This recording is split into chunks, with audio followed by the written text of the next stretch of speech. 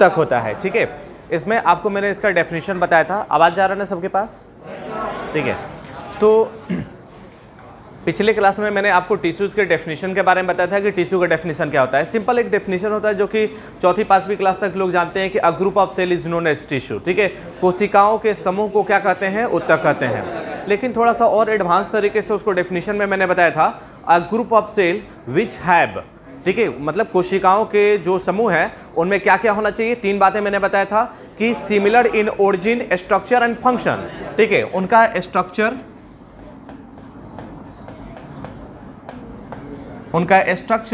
उनका फंक्शन, और तीसरा बताया था उसका origin.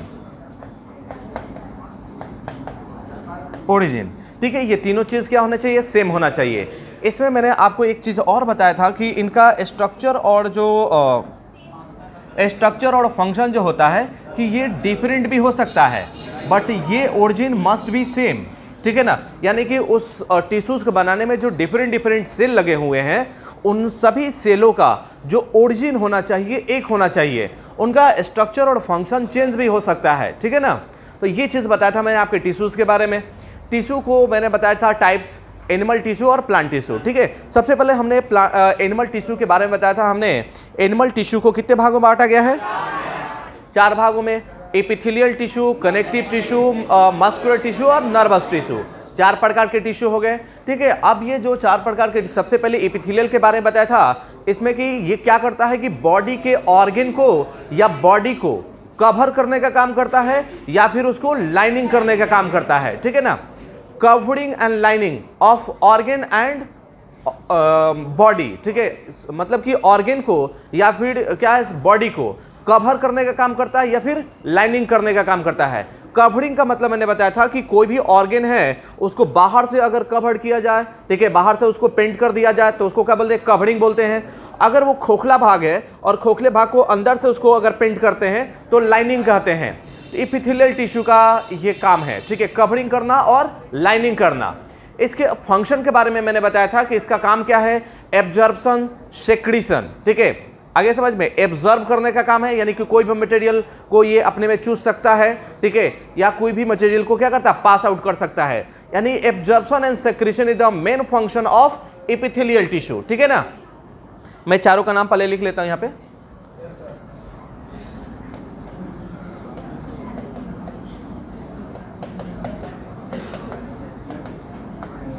Epithelial,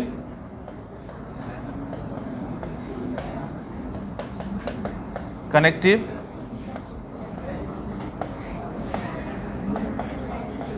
muscular,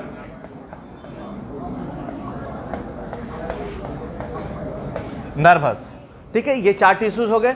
epithelial tissue मैंने बताया आपको कवरिंग एंड लाइनिंग करने का काम करता है। अब इनके बारे में थोड़ा सा और अगर हम जाने तो एपिथेलियल टिश्यू को मेनली शेप के आधार पे उसको 4 भाग में बांटा गया है। ठीक है, सबसे पहले तो उसको 2 भाग में बांटा गया एपिथेलियल टिश्यू को, सिंपल एपिथेलियल टिश्यू और कंपाउंड एपिथेलियल टिश्यू। अगर एपिथेलियल टिश्यू क्या है कि एक ही सेल से बना, मतलब एक ही लेयर का है, तो उसको बोलते हैं सिंपल एपिथेलियल टिश्यू। वापस सुनेंगे, जैसे मान लो कि ये कोई ऑर्गन है। ठीक है, ये कोई ऑर्गन है। ठीक है, इसको क्या करना है कि एपिथेलियल टिश्यू का इस पे कवर है। ठीक है, तो क्या होगा कि अगर इस पे ये एक एक सेल का ये क्या है कि कवरिंग है, एक एक सेल का ये लेयरिंग है। ठीक है,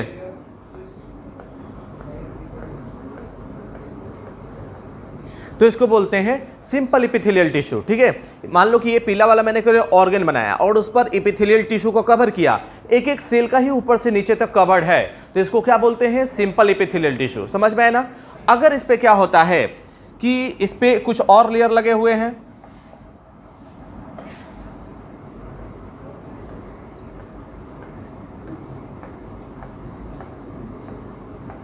ये मैं गोले गोले जैसे बना रहा हूं, ये एपिथेलियल टिश्यू के सेल हैं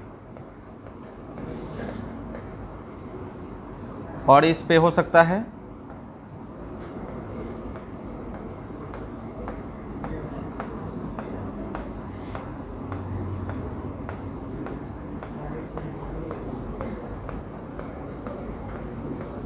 तो हम यहाँ पे देख रहे हैं कि ये जो मेरा पीला वाला ऑर्गन है इस पर कई सेल का लेयर चढ़ा हुआ है। एक मैंने ग्रीन वाला पहले बनाया, फिर ब्लू, और फिर ये एक कोई कलर है रेड टाइप का, ठीक है, तो ये लगा हुआ है, समझ में ना। यानी कि यहाँ पे 3 सेल का लेयर है, that is the compound epithelial tissue. यानी कि इपिथेलियल टिश्यू कितने प्रकार के हुए? 2। अगर किसी ऑर्गन पे एक ही लेयर का है, ठीक है, एक ही सेल का लेयर है, सिंपल इपिथेलियल टिश्यू, और अगर कई लेयर का है तो कंपाउंड इपिथेलियल टिश्यू, ठीक है ना। अब सिंपल इपिथेलियल टिश्यू और कंपाउंड इपिथेलियल टिश्यू वापस से डिवाइडेड है, तो किस आधार पे? उसके शेप के आधार पे, ठीक है ना, उसके शेप के आधार पे, ठीक है, इसको और बांटा गया है, ठीक है। यानी कि बोला जाता है स्क्वामस इपिथेलियल टिश्यू, ठीक है, कि बॉयडल इपिथेलियल टिश्यू, उसके बाद और क्या बोला जाता है? सिलिएटेड है, सिलिया तो पाया जाता है उस पर। इसके बाद हो गया आपको क्यूबॉइडल, कोलुमनर, ठीक है, स्यूडो स्ट्राटिफाइड, ऐसे 4 होते हैं, ठीक है ना। वो शेप के आधार पे वो थोड़ा ज़्यादा हो जाएगा आपके लिए, ठीक है, आप सिंपल और कंपाउंड ही जान के रहें, ठीक है। तो ये एपिथेलियल टिश्यू के बारे में मैंने आपको लास्ट क्लास में बताया था। फिर कनेक्टिव, कनेक्टिव का मतलब होता है आपका कि ये क्या करता है कि कनेक्ट करने का काम करता है, ठीक है, एक ऑर्गन को दूसरे ऑर्गन से जोड़ने का काम करता है, that is the connective tissue, ठीक है ना। कनेक्टिव टिश्यू में आपका कौन आता है? ब्लड आता है। ब्लड क्या करता है? एक ऑर्गन को दूसरे ऑर्गन से जोड़ने का काम करता है या फिर ट्रांसपोर्टेशन वगैरह का काम करता है, ठीक है। बोन, ये भी कनेक्टिंग का काम करता है। तो बोन हो गया, ये हो गया, उसके बाद लिगामेंट आता है, टेंडन आता है, ठीक है, ये कुछ कनेक्टिव टिश्यू में आते हैं, ठीक है ना। कनेक्टिव टिश्यू का काम क्या है? एक ऑर्गन को दूसरे ऑर्गन में जोड़ने का काम है। इसके बाद मस्कुलर टिश्यू, मसल्स के बने होते हैं। ह्यूमन के बॉडी में कितने मसल्स होते हैं? Number of bone, number of muscles कितने होते हैं? कितना? 637, ठीक है, 637 है। हाँ, 317 जो होता है उसमें पेयर में होता है, 5 अनपेयर होता है, ठीक है।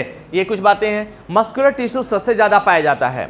इसके बाद बात करते हैं नर्वस टिश्यू में। नर्वस टिश्यू पे पिछले क्लास में हमने काफ़ी डिटेल बताया था। ये नर्वस टिश्यू का काम क्या है? हम इन्वायरमेंट में जो भी चेंज हो रहा है, ठीक है, उस चीज़ों को ऑब्जर्व करके, ठीक है, उसको रिसीव करके ब्रेन को भेजना, माइंड को भेजना, ये नर्वस टिश्यू का काम होता है। नर्वस टिश्यू का जो यूनिट होता है वो कौन होता है?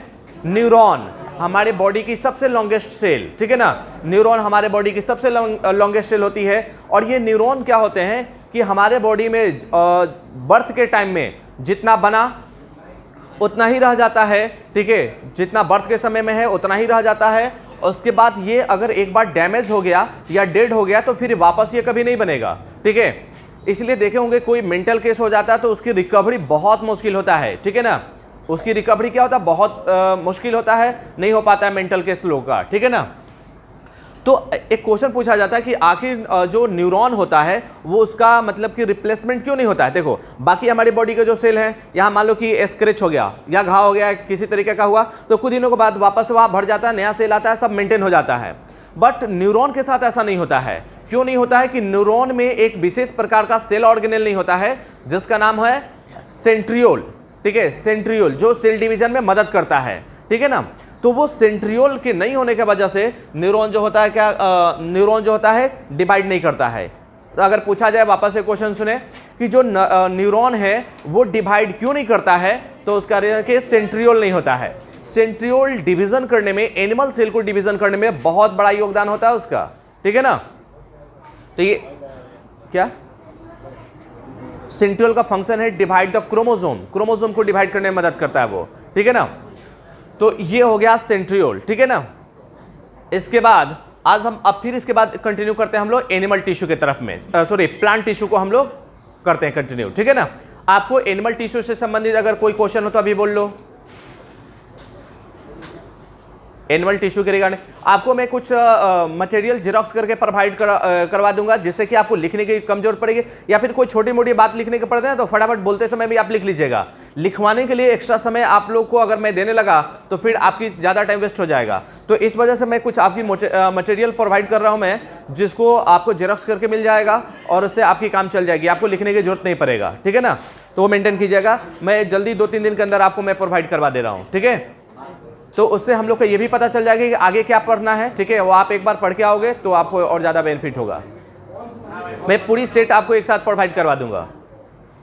तो एनिमल टिश्यू के रिगार्डिंग आपको और कुछ चीज़ें पूछनी है? बोलो। अच्छा, ठीक है ना। मस्कुलर का काम क्या है? लोकोमोशन का काम है, ठीक है, लोकोमोशन एंड मूवमेंट, ठीक है, यानी कि गति, ठीक है, जैसे हम अपनी हाथ हिला रहे, ये मूवमेंट है, ठीक है। लोकोमोशन का मतलब होता है प्लेस चेंज करना, तो ये आपका मस्कुलर टिश्यू का काम है। उसमें आपका बोन भी आता है, ठीक है, मसल्स और बोन दोनों मिलकर काम करते हैं ये, ठीक है। हाँ, मतलब लोकोमोशन में, लोकोमोशन एंड मूवमेंट में। आप डायरेक्ट मस्कुलर का पूछोगे, मस्कुलर का फंक्शन क्या है? लोकोमोशन में, ठीक है, और मूवमेंट में, ठीक है ना। कनेक्टिव का काम है ऑर्गन को जोड़ना, एक ऑर्गन को दूसरे ऑर्गन से जोड़ने का काम है, ठीक है ना, ये काम होता है। एपिथेलियल टिश्यू का काम है absorption and secretion and protection, protection भी है। जैसे स्किन हमारा बना हुआ है एपिथेलियल टिश्यू का, कंपाउंड एपिथेलियल टिश्यू है, ठीक है, तो ये क्या करता है? प्रोटेक्ट करने का काम करता है। किसका? एपिथेलियल टिश्यू का पार्ट दो टाइप में बांटते हैं हम लोग, ठीक है, दो टाइप बांटते हैं, simple epithelial tissue, compound epithelial tissue, ठीक है। सिंपल एपिथेलियल मैंने बताया अभी थोड़ी देर पहले कि अगर कोई ऑर्गन पे क्या है, एक ही सेल का लेयर हो, एक एक सेल का लेयर है, तो सिंपल एपिथेलियल टिश्यू, और अगर उस पर मल्टी लेयर्ड है तो कंपाउंड एपिथेलियल टिश्यू, ठीक है ना, ये बताया। मैं अभी बताऊं प्लांट टिश्यू शुरू करेंगे ना तो जाइलम फ्लोएम पे आएंगे हम लोग। पार्ट होता है जो बहुत इम्पोर्टेंट होता है, जैसे कि हड्डी को जोड़ना, हाँ, टेंडन और लिगामेंट, ठीक है, टेंडन और लिगामेंट होता है। तो मैं आपको एक ट्रिक बता देता हूं जिससे कि आपको बोन टू बोन कौन जोड़ता है, बोन टू मसल को कौन जोड़ता है, ये मैं बता देता हूं आपको, ठीक है। एक छोटा सा ट्रिक है,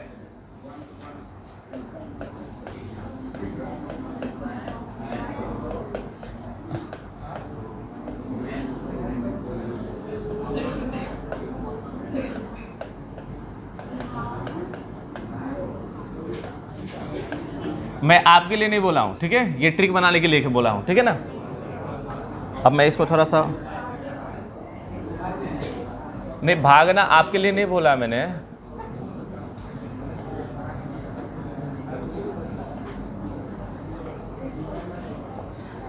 देखो मैं दूसरा कलर लेता हूं जरा, इसको M से रिप्रेजेंट करते हैं, T को T से, B को बोलू से, B से भाग, L से लो, और B से भाई, ठीक है। देखो M से मसल, T से टेंडन, B से बोन, यानी कि मसल और बोन को कौन जोड़ता है? टेंडन जोड़ता है, ठीक है। बोन टू बोन कौन जोड़ता है? लिगामेंट जोड़ता है, ठीक है, बोन टू बोन लिगामेंट जोड़ता है, याद रखिएगा, काम आएगा आपको, ठीक है। भी कंफ्यूजन हो जाता है, लिगामेंट कहाँ आएगा, टेंडन कहाँ आएगा, तो ये एक छोटा सा ट्रिक लिख लीजिएगा, और ट्रिक लिख के और लिख लीजिएगा, ठीक है। मैं का क्या हो जाएगा? M से मैं, T से टेंडन, तो ठीक है, ये लिख लीजिएगा आप लोग, ठीक है, टेंडन और लिगामेंट। M अब साइड में आप लिख लीजिएगा, M for muscle, T for tendon, B for bone, ठीक है, L फॉर लिगामेंट, ये चार चीज लिख लीजिएगा, नहीं तो पता चलेगा 10 दिन के बाद कि ये क्या लिखा है, खुद ही नहीं पता चलेगा, ठीक है।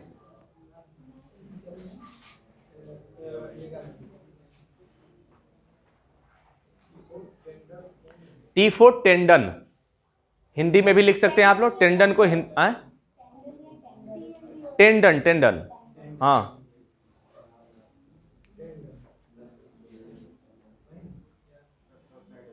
हाँ,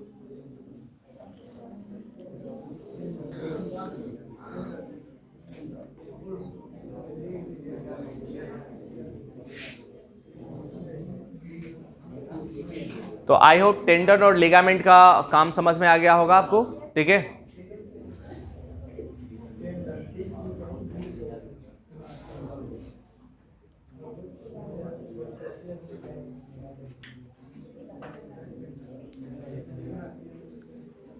चलिए, एनिमल टिश्यू से संबंधित कोई और क्वेश्चन हो तो आप लोग बोल सकते हो। क्या? मास्ट सेल, मास्ट सेल होता है आपका टिश्यू, कनेक्टिव टिश्यू में आता है, ठीक है। इसका बहुत सारा मतलब कि फंक्शन जानना आपको, ठीक है। मास्ट सेल फैगोसाइटिक भी होता है, ठीक है, और आपका एक हिस्टामिन नाम का केमिकल भी सेक्रेट करता है, ठीक है। हाँ, हिस्टामिन प्रोटीन होता है, जो क्या करता है कि हमारे बॉडी में एलर्जी के समय रिलीज होता है, ठीक है। जैसे हमें एलर्जी का सिम्टम्स होना है, ठीक है, एलर्जी का सिम्टम्स रिलीज करवाना है तो मास्ट सेल क्या करेगा, हिस्टामिन को रिलीज कराएगा जिससे कि एलर्जी का सिम्टम्स आता है, ठीक है। ये वेसो डायलेशन का भी काम करता है, ब्लड वेसल्स को चौड़ा भी कर देता है, ठीक है। आगे समझ में, तो ये मास्ट सेल का फंक्शन है कि हिस्टामिन को रिलीज करवाता है, ठीक है। और हिस्टामिन क्या करता है, वेसो डायलेशन यानी कि ब्लड वेसल्स को चौड़ा कर देता है, ठीक है। और at a time of allergy histamine का भी फंक्शन होता है। एलर्जी का सिम्टम्स, एलर्जी का सिम्टम्स क्या चीज होता है, एलर्जी का सिम्टम्स मतलब कि आंख से पानी आना, ठीक है, आंसू आना, ये नाक से पानी आना, शरीर पे चकते हो जाना, ठीक है, ये काम होता है। इसके बाद इसका एक और इंपॉर्टेंट फंक्शन है, ब्लड को क्लॉट नहीं होने देता है, ठीक है। हिस्टामिन ब्लड को क्लॉट नहीं होने देता है, ठीक है, ब्लड को थक्का नहीं जमने देता। जैसे देखो हमारी बॉडी के अंदर क्या होता है, ब्लड सर्कुलेट कर रहा है, ठीक है, तो ये हिस्टामिन क्या करता है, ब्लड को क्लॉट नहीं होने देता है, ठीक है ना। और जब बाहर कट लग जाता है, हमारा हाथ कट जाता है, तब खून निकलने लगता है, उस समय क्लॉटिंग होता है, तो उस समय हिस्टामिन इनएक्टिव हो जाता है। हिस्टामिन को इनएक्टिव होने का कारण क्या है कि वहां पे ऑक्सीजन आ जाता है, तो हिस्टामिन जो होता है ना कि ऑक्सीजन के अब्सेंस में एक्टिव रहता है। ऑक्सीजन दे दो, इनएक्टिव हो जाएगा। तो अगर कट लग गया यानी कि ब्लड जो है कि ऑक्सीजन के कांटेक्ट में आ गया, एयर के कांटेक्ट में आ गया, तो फिर वो इनएक्टिव हो जाएगा और फिर ब्लड क्लॉटिंग हो जाता है, रक्त का थक्का जमना, ठीक है ना, ये चीज होता है। और कोई क्वेश्चन किसी को? तो अब हम लोग शुरू करेंगे प्लांट टिश्यू के बारे में शुरू करेंगे, ठीक है ना, क्योंकि प्लांट टिश्यू क्या चीज होता है।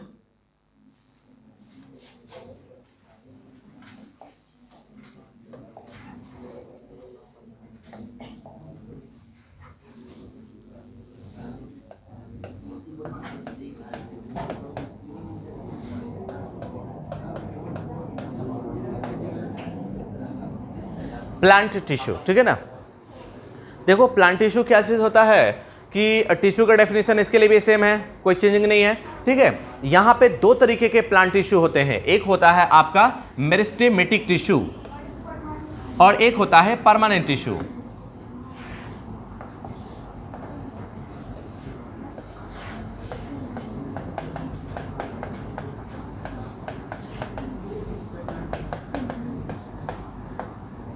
मेरिस्टेमेटिक टिश्यू और दूसरा होता है परमानेंट टिश्यू।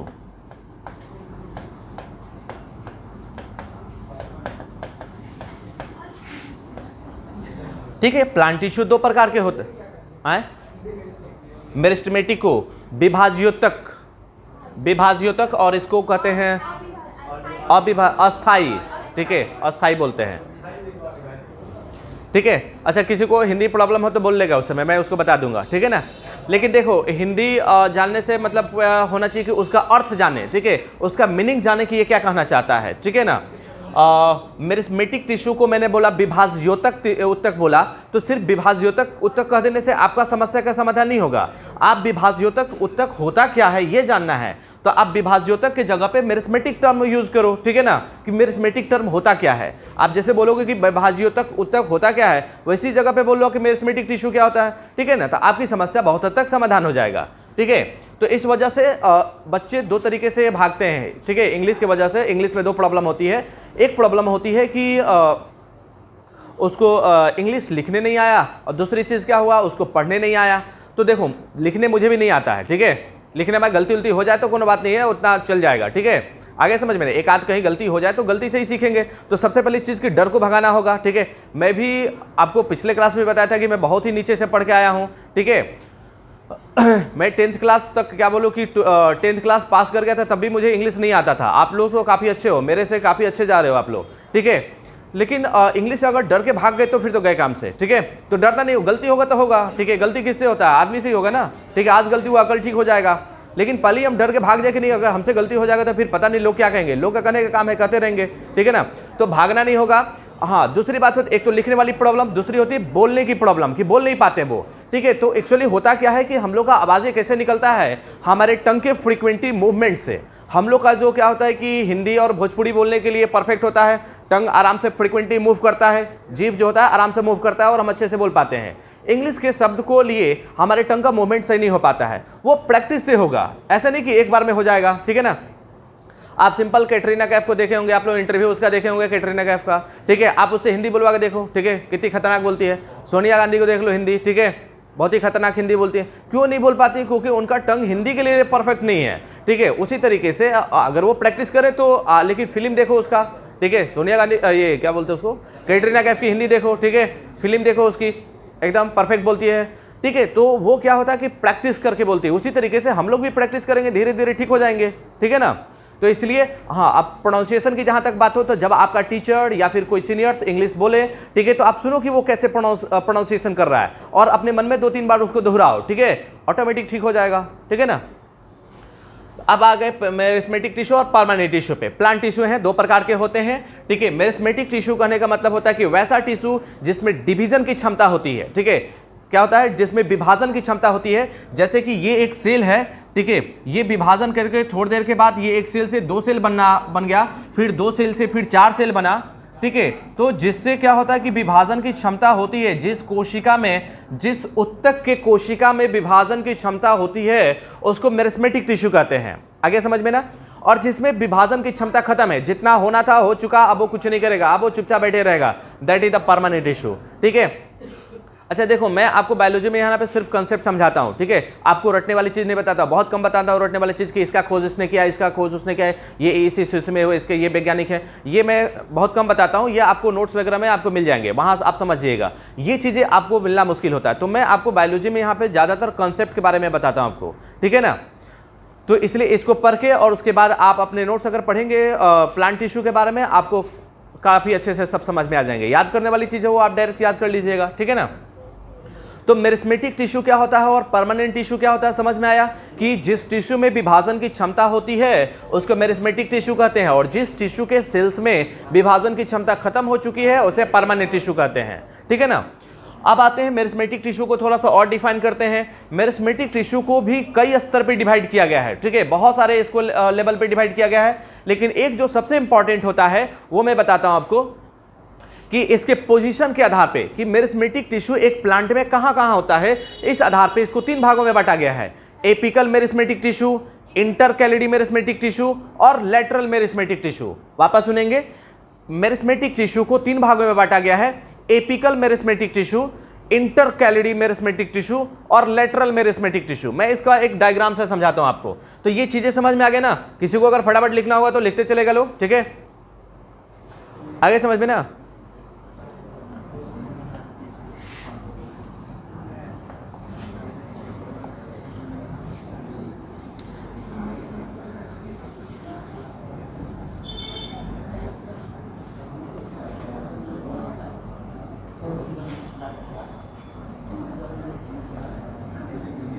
अरे पूरा गायब हो गया।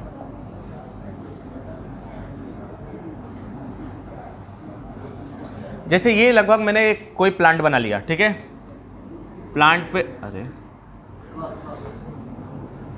प्लांट पे ये नोड पाए जाते हैं, ठीक है। प्लांट के जो तना होता है उस पर नोड होता है, ठीक है। मैं लेबलिंग कर देता हूं अभी, इसको कहते हैं हम लोग नोड। नोड का मतलब होता है गांठ, ठीक है, इसको भी नोड कहेंगे हम लोग। 2 नोड के बीच की जगह जो होता है उसको कहते हैं हम लोग इंटरनोड।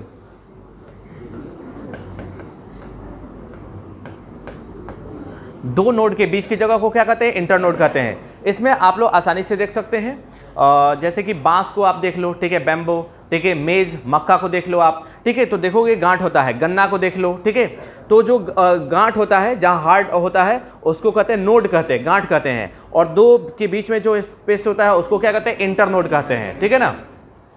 अब एक चीज होता है, अब थोड़ा सा इसको और आगे दूसरा एक और डायग्राम बनाते हैं ऐसे ही।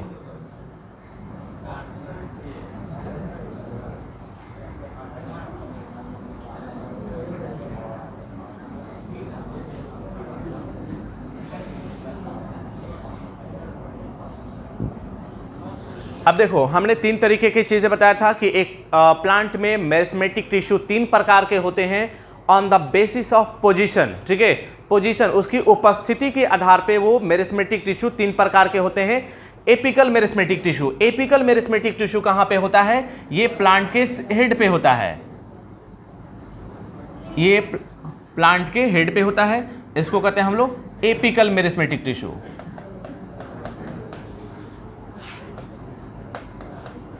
एम्प्टी लिख दिया मैंने, meristematic tissue. Apical meristematic tissue समझ में आया, प्लांट का जो ऑर्गन होता है, ठीक है, उस ऑर्गन के सीड्स पर, हेड पर जो मेरिस्मेटिक टिश्यू होता है उसको क्या कहते हैं, एपिकल मेरिस्मेटिक टिश्यू कहते हैं, और ये प्लांट की लंबाई बढ़ाता है या प्लांट के ऑर्गन की लंबाई बढ़ाता है। समझ में आया ना, एपिकल मतलब क्या होता है, ठीक है, ये काम क्या है इसका, लंबाई को बढ़ाना, ठीक है ना। एपिकल मेरिस्मेटिक टिश्यू क्लियर है, ठीक है। अब बात करते हैं हम इंटरकैलिडी meristematic tissue. Intercalary meristematic tissue क्या होता है वो देखो, ये जो इंटर नोड है, सॉरी नोड है, नोड के ऊपर, ठीक है, नोड के ऊपर और नोड के नीचे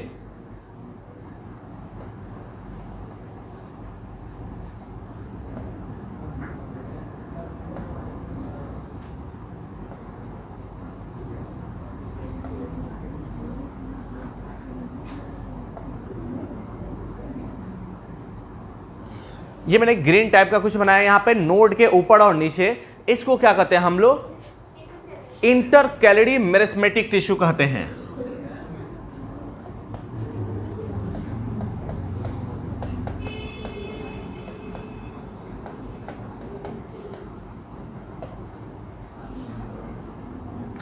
इंटरकैलिडी, रुको मैं इसको थोड़ा सा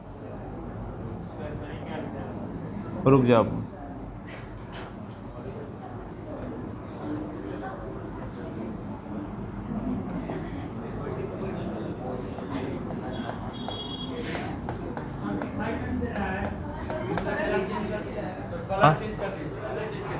बैकग्राउंड का, अच्छा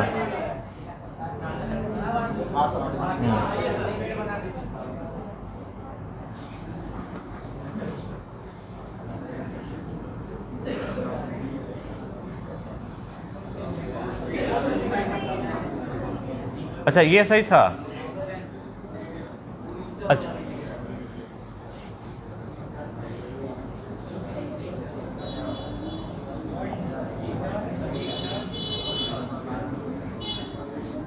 अच्छा, मैं ऐसे ही दो कलर बनाना पड़ेगा यहाँ पे, तब समझ में आएगा।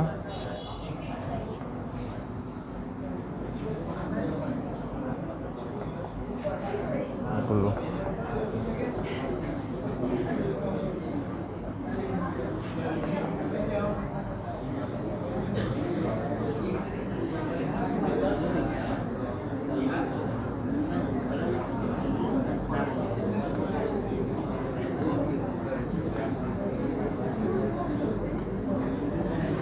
ठीक है। अब आते हैं हम लोग, इसको व्हाइट वाले को क्या बोला हम लोगों ने, इंटरकैलिडी।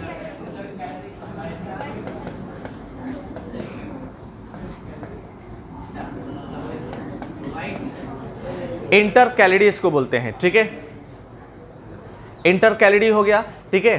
तो इंटरकैलिडी क्या होता है कि दो नोड के बीच में पाया जाता है, ठीक है, क्या होता है, दो नोड के बीच में पाया जाता है, तो उसको क्या बोलते हैं, इंटरकैलिडी। ये भी लंबाई को बढ़वाता है, ठीक है। आप सिंपल से देख सकते हैं, एक मक्का का पौधा इतना छोटा होता है तो दो नोड काफी पास पास में दिखाई देते हैं, बट वो मक्का का पौधा जब काफी बड़ा हो जाता है तो वो क्या होता है कि उन दो नोड के बीच की जगह भी काफी लंबा हो जाता है, ठीक है। तो ये किसके वजह से होता है, इंटरकैलिडी की वजह से होता है। समझ में आया ना। इसके बाद आप बात करते हैं लेटरल, तीसरे की बात करें अगर हम, ठीक है, तो वो होता है लेटरल, ठीक है। लेटरल कहाँ होता है, ये साइड में होता है, मोटाई बढ़वाता है, ठीक है। ये क्या करवाता है, मोटाई बढ़वाता है।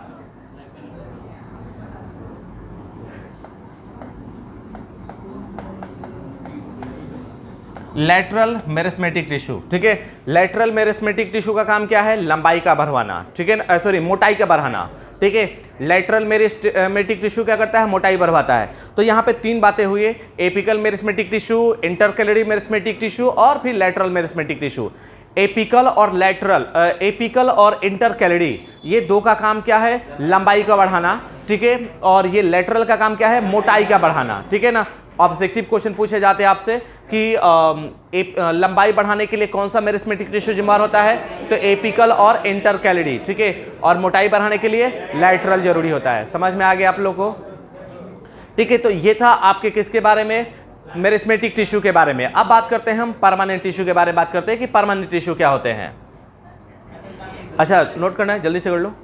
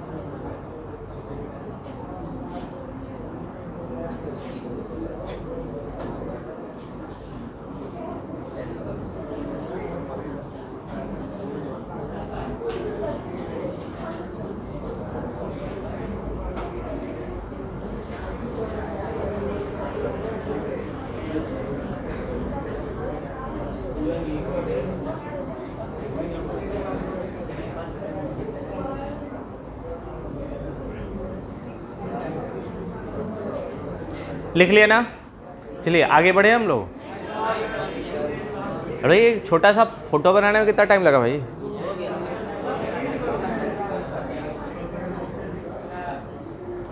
मेरे डायग्राम पे नहीं जाना आप लोग, ठीक है? डायग्राम मेरा बहुत ही गंदा होता है, बट उसकी कंसेप्ट जो होती है बहुत इंपॉर्टेंट होती है, ठीक है? तो आप उसके कंसेप्ट पे जाएंगे। डायग्राम बनाना मेरे बस का नहीं होता है, ठीक है? मैं भले ही बायोलॉजी पढ़ाता हूँ, बट डायग्राम मेरे से एक भी नहीं बनता है, ठीक है? सब लोग हार्ट का डायग्राम बनाते हैं, बहुत बेहतर। मैं हार्ट का अगर मुझे डायग्राम बनाने को मिले तो मैं ऐसे 4 खंडों में हार्ट बना देता हूँ, ऐसा काम खत्म हो गया। ये हार्ट हो गया, ठीक है? आगे समझ रहे हैं? 4 चंबर हार्ट हो गए, ये 4 चंबर में ऐसे हार्ट बना के। हाँ, लेकिन इस डायग्राम पे मैंने हार्ट का पूरी फुल कंसेप्ट में बता दूंगा कि आपके हार्ट के एक भी क्वेश्चन नहीं छूटेंगे और उसके एक भी पार्ट्स आपसे मिस नहीं होगा, ठीक है? तो डायग्राम पे नहीं जाएंगे कि डायग्राम बहुत ज़्यादा खूबसूरत होना चाहिए, बहुत ज़्यादा पेंटिंग वेंटिंग, ये सब मेरे से नहीं होता कभी। और मैं आपको भी नहीं कहूँगा कि इस पर टाइम वेस्ट नहीं करेंगे आप लोग, ठीक है ना? आप उसके कंसेप्ट जाएंगे कि कौन पार्ट्स कैसे होता है, कहाँ होता है, ऐसे करके, ठीक है ना? आजकल मतलब कि मल्टीनेशनल मतलब कि क्या है कि मल्टीमीडिया की दुनिया आज के डेट में, ठीक है? डायग्राम कैसे हो डाउनलोड कर लीजिए, ठीक है? बहुत सारे लोग बैठे होते हैं, ये सब डायग्राम बना बना के बैठे होते हैं, तो वहाँ से आप कर सकते हैं, ठीक है? तो डायग्राम बनाने में टाइम वेस्ट नहीं करेंगे आप लोग।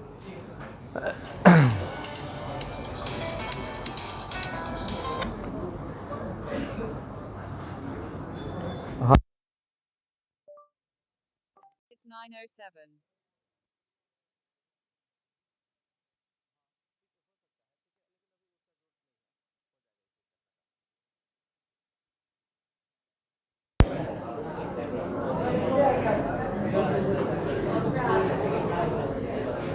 चलिए और देखते हैं हम लोग, ठीक है?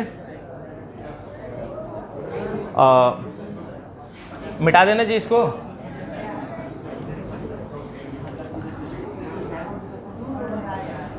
परमानेंट टिश्यू,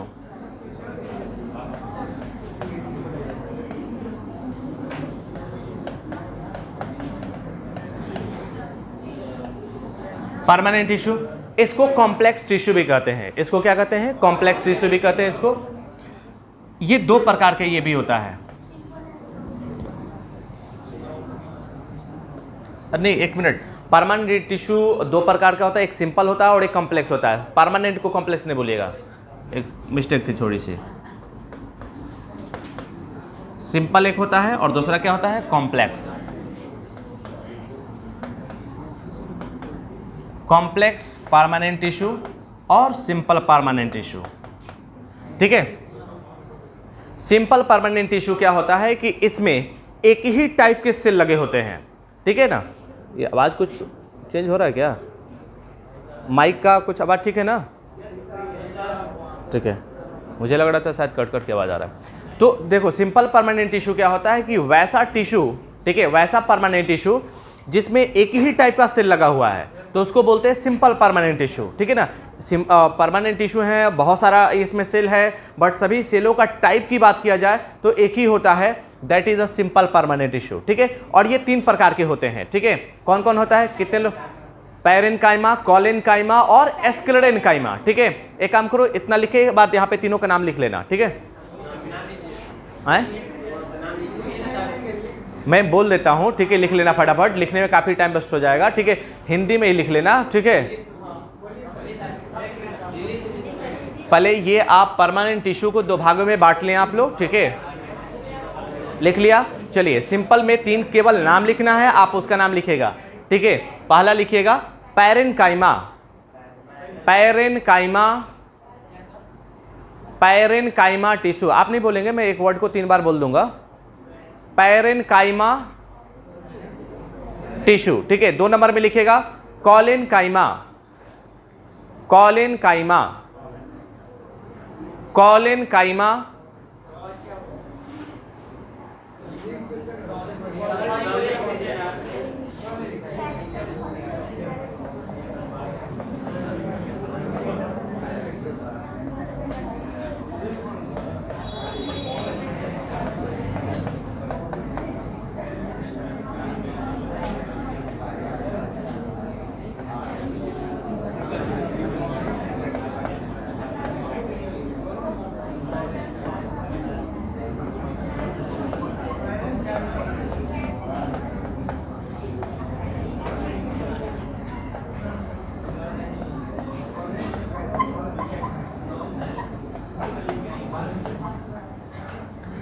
पैरेन्काइमा, कॉलेन्काइमा और एस्क्लेडेन्काइमा, ठीक है ना।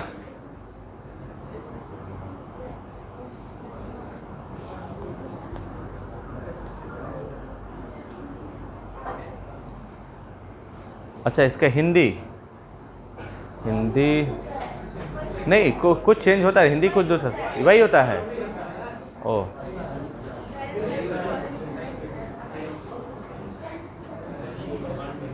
तो सिंपल परमानेंट टिश्यू समझ में आया क्या होता है, ठीक है। सिंपल परमानेंट टिश्यू का मतलब होता है कि वैसे टिश्यू जिसमें सिर्फ एक प्रकार के सेल लगे होते हैं उसको बोलते हैं सिंपल परमानेंट टिश्यू, ठीक है। और वो 3 प्रकार के होते हैं, पैरेन्काइमा, कॉलेन्काइमा और एस्क्लेडेन्काइमा, ठीक है ना। तो ये हो गए आपके सिंपल परमानेंट टिश्यू के बारे में। अब बात करते हैं हम लोग, ये प्लांट के डिफरेंट पार्ट्स में पाए जाते हैं, ठीक है। डिफरेंट पार्ट्स में पाए जाते हैं। जैसे प्लांट का जो ऑर्गेन होता है, मैक्सिमम जो ऑर्गेन होता है वो पैरेन्काइमा टिश्यू का बना होता है, ठीक है। प्लांट का मैक्सिमम जो ऑर्गेन होता है वो किसके बना हुआ है, पैरेन्काइमा का।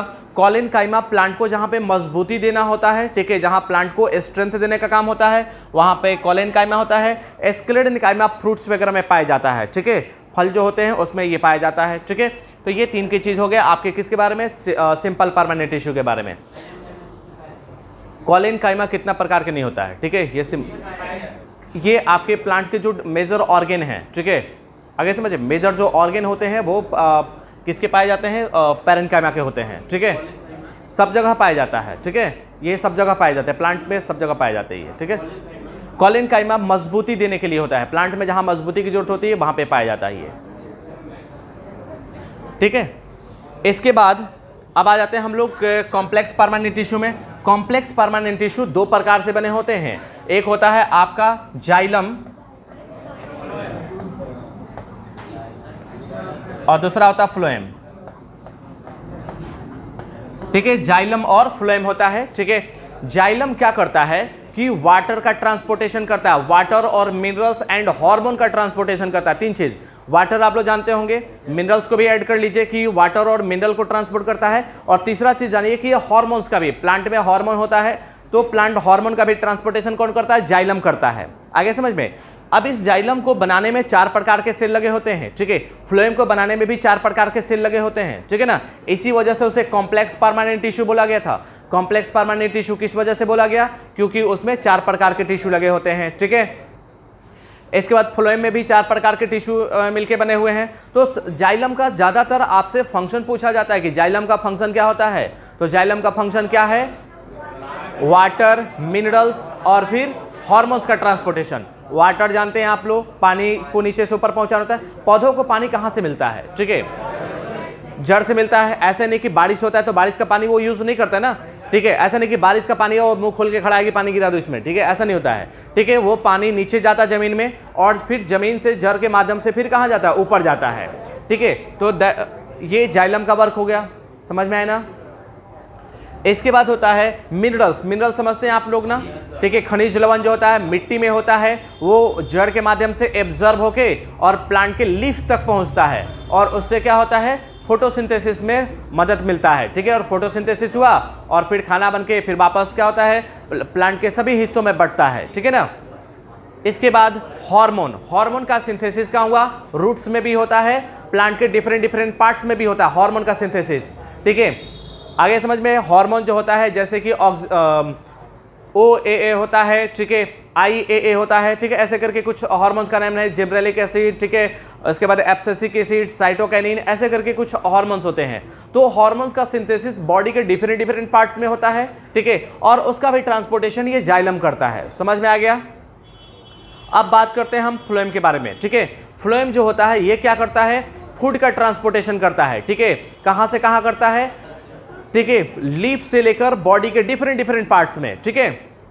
अब एक चीज और देखो, फोटोसिंथेसिस तो रोजाना नहीं होता है, कभी कभी मान लो कि सनलाइट नहीं आया तो उस दिन फोटोसिंथेसिस नहीं होगा, ठीक है। तो उस दिन क्या होगा, तो फ्लोएम क्या करता है ना कि मतलब कि सॉरी, जो ग्रीन पार्ट्स होते हैं, प्लांट का जो ग्रीन पार्ट्स होते हैं सबके सब फोटोसिंथेसिस करवाते हैं। कोई जरूरी नहीं कि सिर्फ लीफ करवाएगा, ठीक है। लीफ के अलावा जो दूसरे भी ग्रीन पार्ट होते हैं वो भी फोटोसिंथेसिस करवाते हैं। समझ में आया ना। अगर कोई फ्रूट्स है वो भी ग्रीन है तो वो फोटोसिंथेसिस कराएगा, अगर उसके फ्लावर है ग्रीन है तो वो भी फोटोसिंथेसिस कराएगा। यानी कि फोटोसिंथेसिस प्लांट्स का जो भी ग्रीन पार्ट है सबके सब करवाते हैं। एक बात ये। दूसरी बात, कि फोटोसिंथेसिस करवाने के लिए सिर्फ सनलाइट की जरूरत नहीं है, सनलाइट के अलावा एनी टाइप ऑफ लाइट, ये ट्यूबलाइट है, इससे भी फोटोसिंथेसिस हो जाएगा, ठीक है ना। तो फोटोसिंथेसिस जो होता है कि एनी टाइप ऑफ लाइट से भी उसका काम हो जाएगा। दूसरी बात, हाँ ये जरूरी ये है कि इससे क्या होगा, थोड़ा सा कम होगा, ठीक है ना। इससे फोटोसिंथेसिस का जो रेट होगा, जो इंटेंसिटी होगा वो थोड़ा स्लो होगा। जैसे आपको खाना पकाना है, ठीक है, तो गैस पे काफी अच्छे से खाना पक जाता है, जल्दी से बन जाता है। आपको दिया गया कि पुआल पे खाना पकाना है, ठीक है, पुआल पे पक जाएगा, टाइम लगेगा, ठीक है ना, टाइम लगेगा। गांव में भाई अभी भी वही से होता है, पुआल से ही खाना पकता है, ठीक है। हम लोग अपने गांव की बात नहीं करें, और भी मतलब होता है, स्लम एरिया और भी है, ठीक है। तो पुआल पे, लकड़ी पे, ठीक है, और वो गाय का जो डंग होता है, ठीक है, उससे बनता है, ठीक है। आजकल वो फ्लिपकार्ट पे बिकना शुरू हो गया है, ठीक है, उसको क्या बोलते हैं, काऊ डंग केक बोलते हैं उसको, ठीक है। और एक एक का दाम 150-200 रुपया हो गया है, ठीक है। जो हम लोग मार्केट में केक जो खाते हैं उससे ज़्यादा महंगा हो गया आजकल वो, ठीक है। तो उससे भी खाना पकेगा, बट थोड़ा टाइम लगेगा, ठीक है ना। बट गैस से क्या होगा, जल्दी से खाना पकेगा। उसी तरीके से सनलाइट से खाना जल्दी बनेगा, ठीक है। और फिर आपके जो ये ट्यूबलाइट है या दूसरे जो टॉर्च वगैरह आप जला लो, ठीक है, इस सब से खाना पकेगा, बट थोड़ा टाइम लगेगा, ठीक है ना। तो खाना पक गया, तो खाना पकने के बाद फिर क्या होता है कि स्टोरेज ऑर्गन के पास जाता है। प्लांट में स्टोरेज ऑर्गन होते हैं, वहां पे जाके स्टोर होता है, ठीक है ना। स्टोर होने के बाद फिर क्या होता है कि जब जिस दिन फोटोसिंथेसिस नहीं हुआ, उस स्टोरेज ऑर्गेनिज्म से निकाल के पूरे बॉडी को दिया जाता है। समझ में आया ना। तो फ्लोएम जो होता है कि क्या करता है कि मतलब कि जहां फोटोसिंथेसिस हुआ वहां से लेकर और स्टोरेज ऑर्गन में जाता है, और स्टोरेज ऑर्गन से पूरे बॉडी को फैलाने का कोशिश करता है, ठीक है ना। स्टोरेज ऑर्गन में तब जाता है जब एक्सेस अमाउंट में फूड बना है तब, ठीक है ना। एक्सेस अमाउंट जरूरत से ज्यादा बना, ठीक है, तो क्या होगा, स्टोरेज में जाएगा और जितना काम लायक है पहले वो बांट लेगा। आप बैंक में पैसा तब जमा करते हो जब आपके खर्चे से एक्सेस पैसा बचता है, तब जाके बैंक में जमा करते हो। स्टोरेज का मतलब क्या होता है, बैंक में जमा करना है, ठीक है। तो ऐसा थोड़े ना कि आज भूखे रखे और पैसे ले जाके जमा बैंक में जमा कर देंगे, ऐसा नहीं होता है, ठीक है। और बैंक में से पैसे तब निकालते हो जब आपको जरूरत होता है, ठीक है, जब दिन आपको पैसे बाहर से नहीं मिलते उस दिन। सेम कंडीशन यहाँ पे भी है। स्टोरेज ऑर्गन जिस दिन फोटोसिंथेसिस नहीं होता है उस दिन स्टोरेज ऑर्गन में से निकाल के फूड को और पूरे बॉडी में ट्रांसपोर्ट किया जाता है, ठीक है ना। तो फ्लोएम का जो डायरेक्शन होता है मल्टी डायरेक्शन होता है, ठीक है। पूछा जाएगा कि इसका डायरेक्शन क्या है, मल्टी डायरेक्शन, यानी कि जहां से फोटोसिंथेसिस हुआ वहां से स्टोरेज ऑर्गन से डिफरेंट बॉडी पार्ट्स, यानी रूट तक पहुंचाना होता है इसको। लेकिन जाइलम का जो कंडक्शन है ये क्या होगा, रूट से लीफ तक होता है, यूनिडायरेक्शनल होता है। बहुत इंपॉर्टेंट क्वेश्चन है, पूछा जाता है कि किसका यूनिडायरेक्शनल होता है, किसका मल्टी डायरेक्शन होता है। तो जाइलम इज द यूनिडायरेक्शनल, ठीक है, और phloem is the multi directional. Multi directional इसलिए हुआ क्योंकि स्टोरेज ऑर्गन के पास भी इसको जाना है और स्टोरेज ऑर्गन से फिर दूसरे बॉडी पार्ट्स में जाना है, ठीक है ना। तो ये चीज हुआ फ्लोएम के बारे में, ये चीज हुआ जाइलम के बारे में। इनमें 4 प्रकार के सेल लगे होते हैं, ठीक है। जाइलम में 4 प्रकार के कौन कौन सेल हैं, किसी को नहीं मालूम? अजीत जी बताइए। 4 प्रकार के होते हैं, ठीक है, जाइलम टिश्यू, मतलब कि जाइलम टिश्यू में 4 प्रकार के सेल लगे होते हैं, कौन कौन से होते हैं? हाँ बोलो। ट्राइकिड्स, हाँ, वेसल्स, गुड।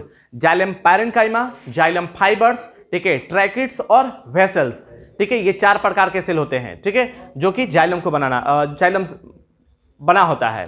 फ्लोएम भी 4 प्रकार के सेल से मिलकर बने होते हैं, कौन कौन? ट्रैकिड और वेसल्स नहीं तो ट्रैकिड और वेसल्स तो जाइलम में लग गया, ठीक है ना। फ्लोएम की मैं बता, फ्लोएम फाइबर, फ्लोएम पैरेन्काइमा, सही है। सीप ट्यूब एंड कॉम्पेनियन सेल, ठीक है, सीप ट्यूब एंड कॉम्पेनियन सेल, ठीक है, ये फ्लोएम से मिलकर बना होता है, ठीक है। तो ये चीजें हुआ आपका फ्लोएम के बारे में, और ये परमानेंट टिश्यू भी आपका यहाँ पे खत्म होता है, ठीक है। कंसेप्चुअल जो बातें थी मैंने आपको बता दिया। इसके बाद से अगर आप अपने के पास कोई भी टिश्यूज वगैरह का छोटा नोट्स होगा, ठीक है, आपके कम्युनिकेशन लेवल का, आप पढ़ोगे आपको चीजें समझ में आएगी, ठीक है ना। और उसके बाद से क्वेश्चंस भी आपके डील होंगे। साइंटिस्ट का नाम आप वहां से देख लीजिएगा, ईयर भी देख लीजिएगा, कौन शब्द किसने दिया था, ये भी आपको वहां से देखने को मिल जाएगा, ठीक है ना। और ये जल्दी मैं अपने स्तर से मैं आपको प्रोवाइड करूंगा, बैठ। तो ये जल्दी ही मैं आपको 2-3 दिन के अंदर मैं आपको प्रोवाइड करूंगा, ठीक है। इसलिए आपको लिखने से समय बचेगा, आप ज़्यादा पढ़ने पे और समझने पे ध्यान देंगे, ठीक है। क्लास में आप सिर्फ समझने के पॉइंट ऑफ व्यू से आएंगे, छापने के पॉइंट ऑफ व्यू से नहीं। बहुत सारे बच्चों की मेंटेलिटी होती है कि एकदम पूरा दोनों कलम से, एकदम दोनों हाथ से कलम से लिख के छापते रहते हैं, ऐसा नहीं होना चाहिए। आप अपने माइंड को ओपन करके रखें और टीचर से जितना बोलता है उतना आप माइंड में लेने की कोशिश करें, ठीक है ना। छोटी मोटी जरूरत पड़ता है लिखने का तो आप लिखते रहो, ठीक है। आप ऊपर आकर के और ऐसे लिखते रहो आप, ठीक है, अगर समझ में ना। तो ये चीज तो हुआ आपके किसके बारे, इसमें से तो सब लोगों ने नोट कर ही लिया है, ठीक है। किसको, इसको पूरे को देखो हाँ। जाइलम में 4 सेल, अच्छा, जाइलम में 4 प्रकार के सेल होते हैं। जाइलम पैरेनकाइमा, ठीक है, यहां पे लिखा है जाइलम पैरेनकाइमा, जाइलम फाइबर्स, ठीक है।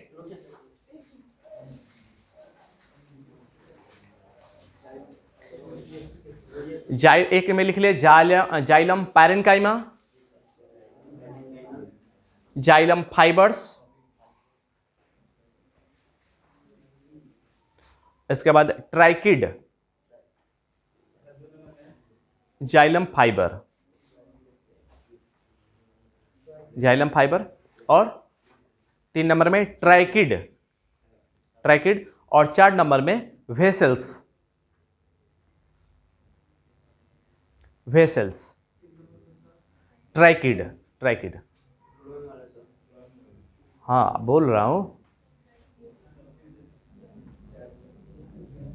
एक बार मैं वापस से रिपीट करता हूं, कहीं कोई मिस्टेक होगा तो आप उसको मेंटेन कीजिएगा।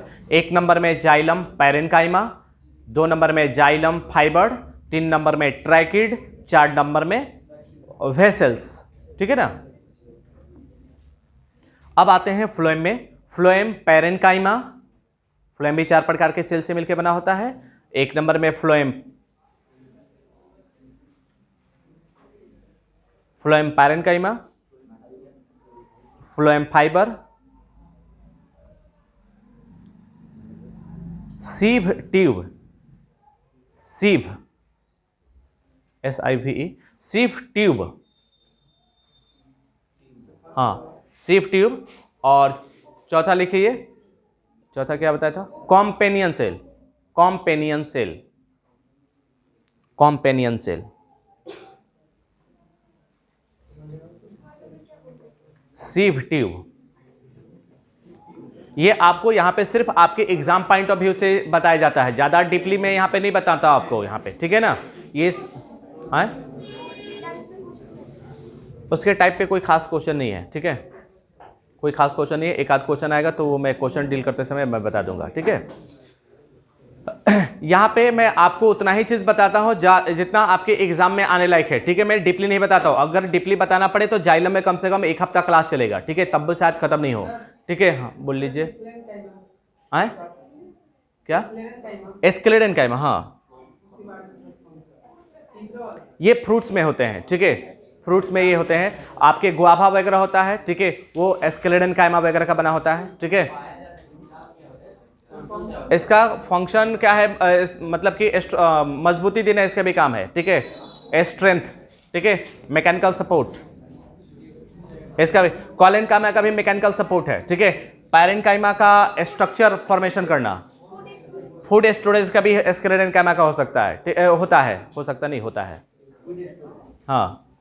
इसके कुछ मतलब कि ऑब्जेक्टिव जब हम पढ़ेंगे तो इसके कुछ फंक्शंस वगैरह होंगे, वहां पे और ज़्यादा क्लियर हो जाएंगे आपसे, ठीक है। यहाँ पे मैं आपको बताऊं कि मैं आपको बहुत ज़्यादा यहाँ पे कोई अरस्तु नहीं बनाता हूं मैं, ठीक है। आपको यहाँ पे उतनी चीज़ बताई जाती है जहाँ पे जितना आपके एग्जाम में काम आ जाए, ठीक है। इससे ज़्यादा अगर कभी किसी को पढ़ना होगा तो आप अपने आप अपने एंट्रेंस क्वालिफाई करें, फिर अकेले मिले, मैं आपको बताऊँगा, ठीक है। आगे समझ में ना, अकेले करने का मतलब यहाँ से ख़त्म होने के बाद, ठीक है, ये ग्रुप में नहीं। हाँ हाँ बोलो बोलो। जैसा कि सर आप बताएं कि परमानेंट टिश्यू जो होता है, हाँ इसमें सेल डिवीजन अपना खो देता है, हाँ। कोशिका विभाजन खो देता है, तो सर इस स्थिति में हम मृत कोशिका इसको पा सकते हैं? इसके मैक्सिमम सेल डेड होते ही हैं, ठीक है, मृत हो जाएगा, हाँ। जबकि सर इसे मृत और जीवित दोनों कोशिका कहा जाता है, तो सर जीवित कब? इसके कुछ सेल जो होते हैं, 1-2 सेल हैं जो कि जीवित हैं, ठीक है, आगे समझ में ना, और मैक्सिमम इसके डेड सेल होते हैं, ठीक है। एक एक करके मैं आपके सबके क्वेश्चन को जवाब दे दूंगा। मेरा प्रश्न ये हाँ है हाँ कि सर उसमें जो परमानेंट टिश्यू होते हैं अस्थायी ऊतक उसको द्वित और द्वित दोनों कहा जाता है। तो सर द्वित का पॉइंट है। और देखो उसमें कुछ से 4 सेल मैंने आपको बताया, ठीक है। 4 सेल में जो पैरेन्काइमा होता है वो लिविंग होता है, ठीक है। आगे समझ, पैरेन्काइमा जो होता है लिविंग होता है, बाकी के तीनों जो होते हैं डेड होते हैं, ठीक है। तो इस वजह से उसको डेड और लिविंग दोनों कहते हैं, ठीक है। पैरेन्काइमा लिविंग है, रिमेनिंग तीनों डेड हैं, ठीक है ना। तो इसलिए डेड एंड लिविंग दोनों प्रकार के सेल से बने होते हैं। हाँ, डिवीजन के बाद परमानेंट बनता है, हाँ उसके बाद बनता है। मैं एक और उसका एक स्टेप होता है, मैं अभी बता देता हूँ आपको, ठीक है। मैं बता देता हूँ वहाँ से कैसे वो डेट बन जाता है। चलिए आप भी कुछ क्वेश्चन पूछ रहे थे, ठीक है। 1 बाई 1 क्वेश्चन पूछे, आपके सब लोगों का जवाब मिल जाएगा, ठीक है ना। अब देखिए एक मैं बताता हूँ कि कैसे ये डेट हो जाते हैं और कैसे मॉडिफिकेशन होता है, उसके बारे में मैं एक लाइन में बताता हूँ आपको।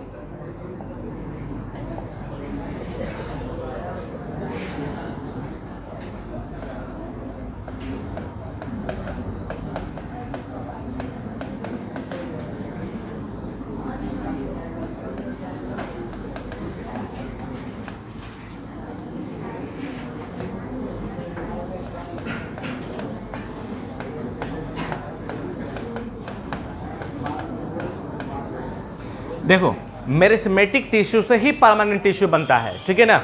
और फिर परमानेंट टिश्यू से क्या बन जाता है कि मेरिस्मेटिक टिश्यू भी बनता है।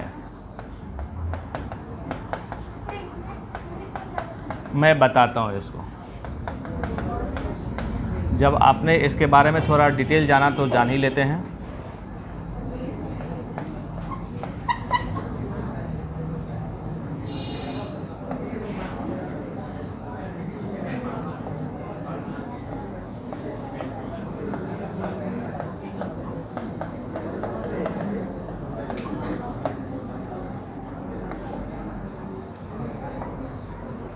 देखो मेरिस्मेटिक टिश्यू होता है, डिवीजन करके नंबर ऑफ सेल्स को अपना बढ़ा लिया, बहुत सारा डिवीजन करके अपने सेल को संख्या बढ़ा लिया, अब उसको बनना है परमानेंट टिश्यू, ठीक है। तो मेरिस्मेटिक टिश्यू से परमानेंट टिश्यू बनने की जो प्रोसेस होती है उसको क्या बोलते हैं, डिफरेंशिएशन।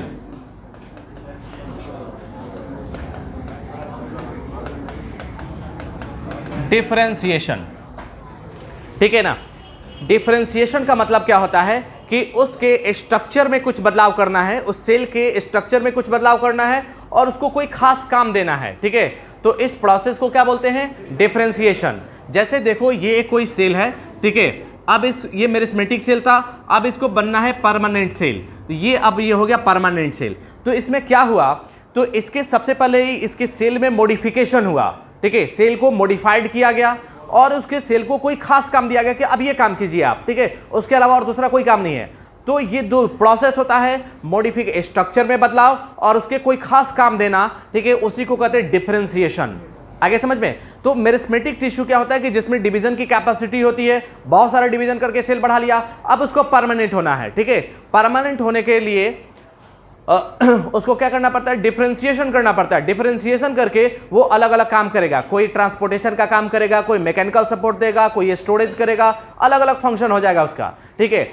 ये तो फंक्शन बदला, स्ट्रक्चर में बदलाव यानी कि उसका सेल वॉल मॉडिफाइड हो जाएगा, उसके न्यूक्लियस गायब हो जाएंगे, उसके साइटोप्लाज्म गायब हो जाएगा, ठीक है, या फिर कोई उसमें दूसरा सेल ऑर्गेनेल्स आ जाएगा। तो ये होता है आपका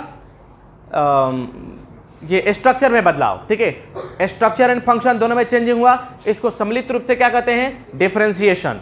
तो मेरिस्मेटिक टिश्यू से परमानेंट टिश्यू बनने के लिए क्या बोलते हैं उसको, डिफरेंशिएशन। समझ में आया ना। फिर कभी कभी क्या होता है कि परमानेंट टिश्यू बन गया, अब तो डिवीजन की कैपेसिटी खत्म, लेकिन किसी कारण से पता चला कि वो परमानेंट टिश्यू सेल कुछ डैमेज हो गए, ठीक है। अब उसको डिवीजन की फिर से जरूरत पड़ गई, ठीक है। तब क्या होगा, वहां पे रीडिफरेंशिएशन होता है, ठीक है। नहीं डी डिफरेंशिएशन होता है, सॉरी, डी डिफरेंशिएशन, ठीक है। क्या होता है, डी डिफरेंशिएशन।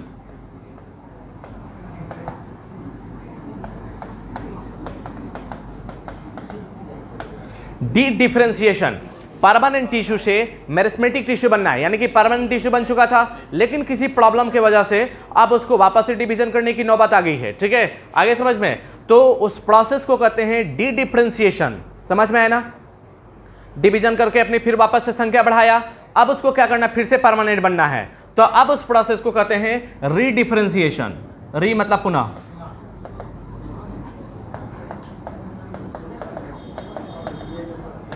क्या बोलेंगे उसको, रीडिफरेंशिएशन। तो आपसे पूछा जाता है कि मेरिस्मेटिक टिश्यू से परमानेंट टिश्यू बनने की प्रक्रिया को क्या कहते हैं, डिफरेंशिएशन कहते हैं। डिफरेंशिएशन क्या होता है कि स्ट्रक्चर एंड फंक्शन में चेंजिंग होता है, तो उसको क्या कहते हैं, डिफरेंशिएशन कहते हैं।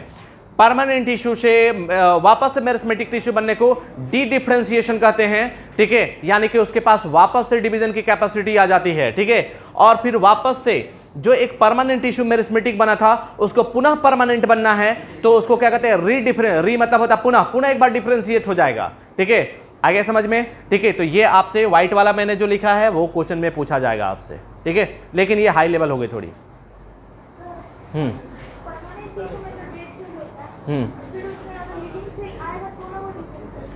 मैंने आपको बताया था कि जाइलम फाइबर्स जो जाइलम पैरेन्काइमा लिविंग होते हैं, ठीक है, तो उनके वजह से क्या होता है कि डिवीजन की कैपेसिटी आ जाती है, और जाइलम पैरेन्काइमा ही मॉडिफाइड होकर क्या होता है कि दूसरे आपके सेल्स को बना लेता है, ठीक है, रिमेनिंग और सेल जो होते हैं वो बना लेता है, ठीक है, ओके।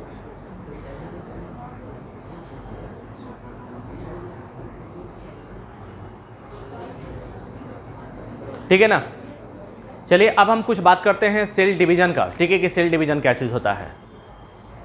प्लांट टिश्यू से संबंधित किसी को और कोई क्वेश्चन हो तो बोल लो।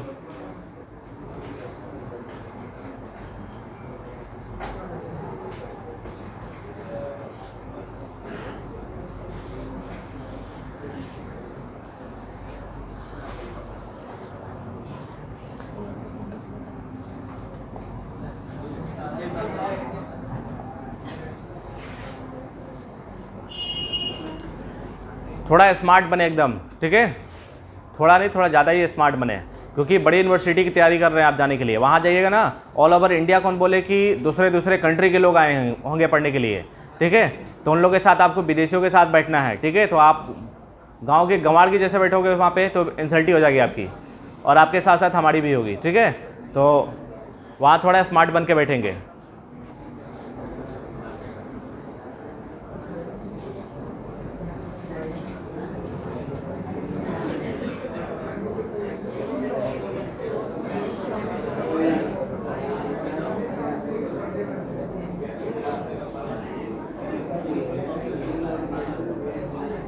चलिए रफ पढ़ें।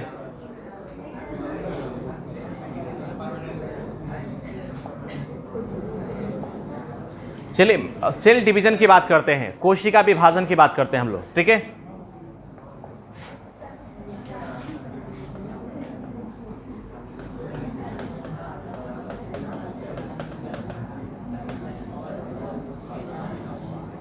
सेल डिवीजन, ठीक है, सेल डिवीजन का मतलब होता है कि एक सेल से दो से चार से 8 बनाने को क्या कहते हैं, सेल डिवीजन कहते हैं। आगे समझ में ना, सेल डिवीजन के वजह से क्या होता है कि ग्रोथ होता है, ठीक है ना, सेल डिवीजन के वजह से क्या होता है, ग्रोथ होता है, और डेड एंड डैमेज सेल का क्या होता है, रिपेयरिंग होता है, ठीक है, डेड एंड डैमेज सेल का क्या होता है, रिपेयरिंग होता है, ठीक है, किसकी वजह से, सेल डिवीजन के वजह से। समझ में आया, ठीक है।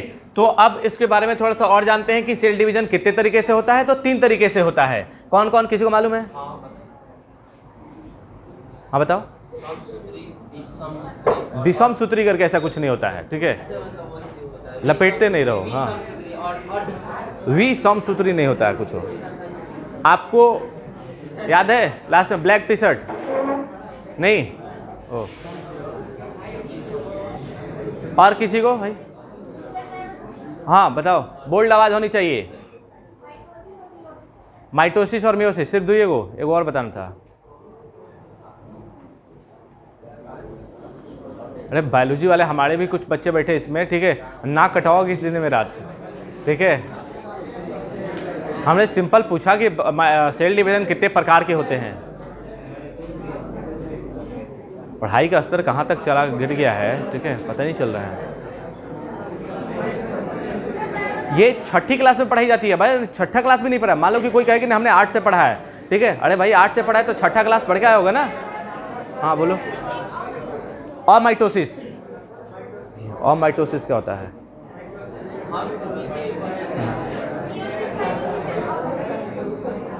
ए माइटोसिस होता है, ए माइटोसिस। ठीक है, चलिए वापस देखते हैं।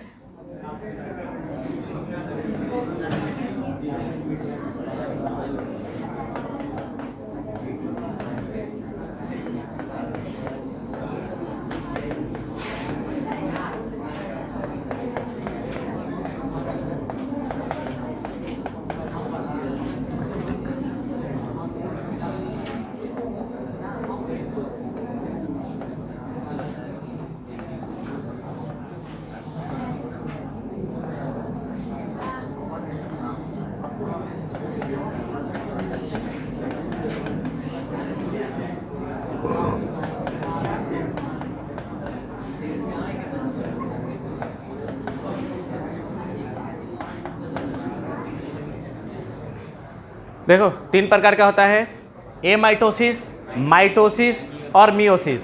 ए माइटोसिस को ए माइटोटिक भी कहते हैं, ठीक है, माइटोसिस को माइटोटिक भी कहते हैं और मियोसिस को मियोटिक भी कहते हैं। समझ में आया? तो ये 3 तरीके के सेल डिवीजन। अच्छा, सेल डिवीजन होता क्या ये समझ में ना, कि एक सेल से 2 सेल बनने की जो प्रोसेस होती है, ठीक है, उसी को क्या कहते हैं, सेल डिवीजन कहते हैं। ठीक है, आगे समझ में ना।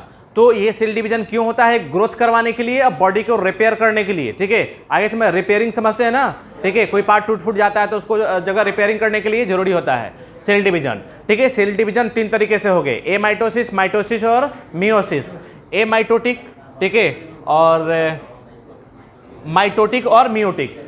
माइटोसिस को हिंदी में कहते हैं समसूत्री विभाजन, ठीक है, मियोसिस को कहते हैं अर्धसूत्री विभाजन, और ए माइटोसिस को पता नहीं क्या बोलते हैं, इसको हिंदी में देखना पड़ेगा मुझे। ठीक है, मैं देख के बताता हूँ 1 मिनट में। ठीक है, हिंदी में देख के बताता हूँ ए माइटोसिस को। ठीक है, किसी को पहले मालूम चल जाए तो बताओ, तुम लोग भी चेक कर लो।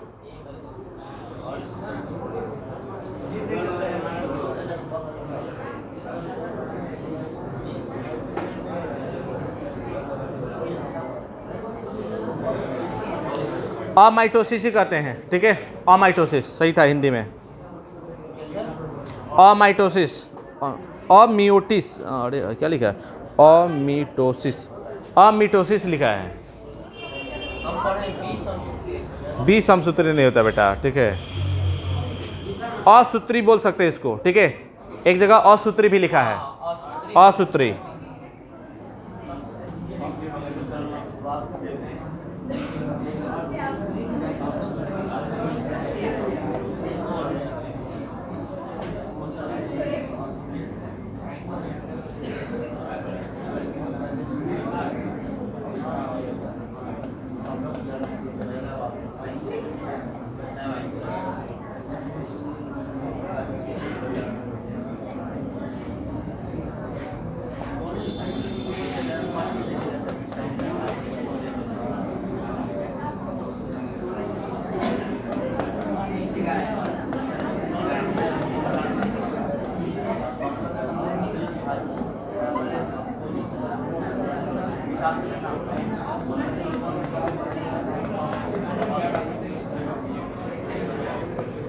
असूत्री, समसूत्री और अर्धसूत्री, इस तीनों को हम लोग जानते हैं पहले अच्छे से।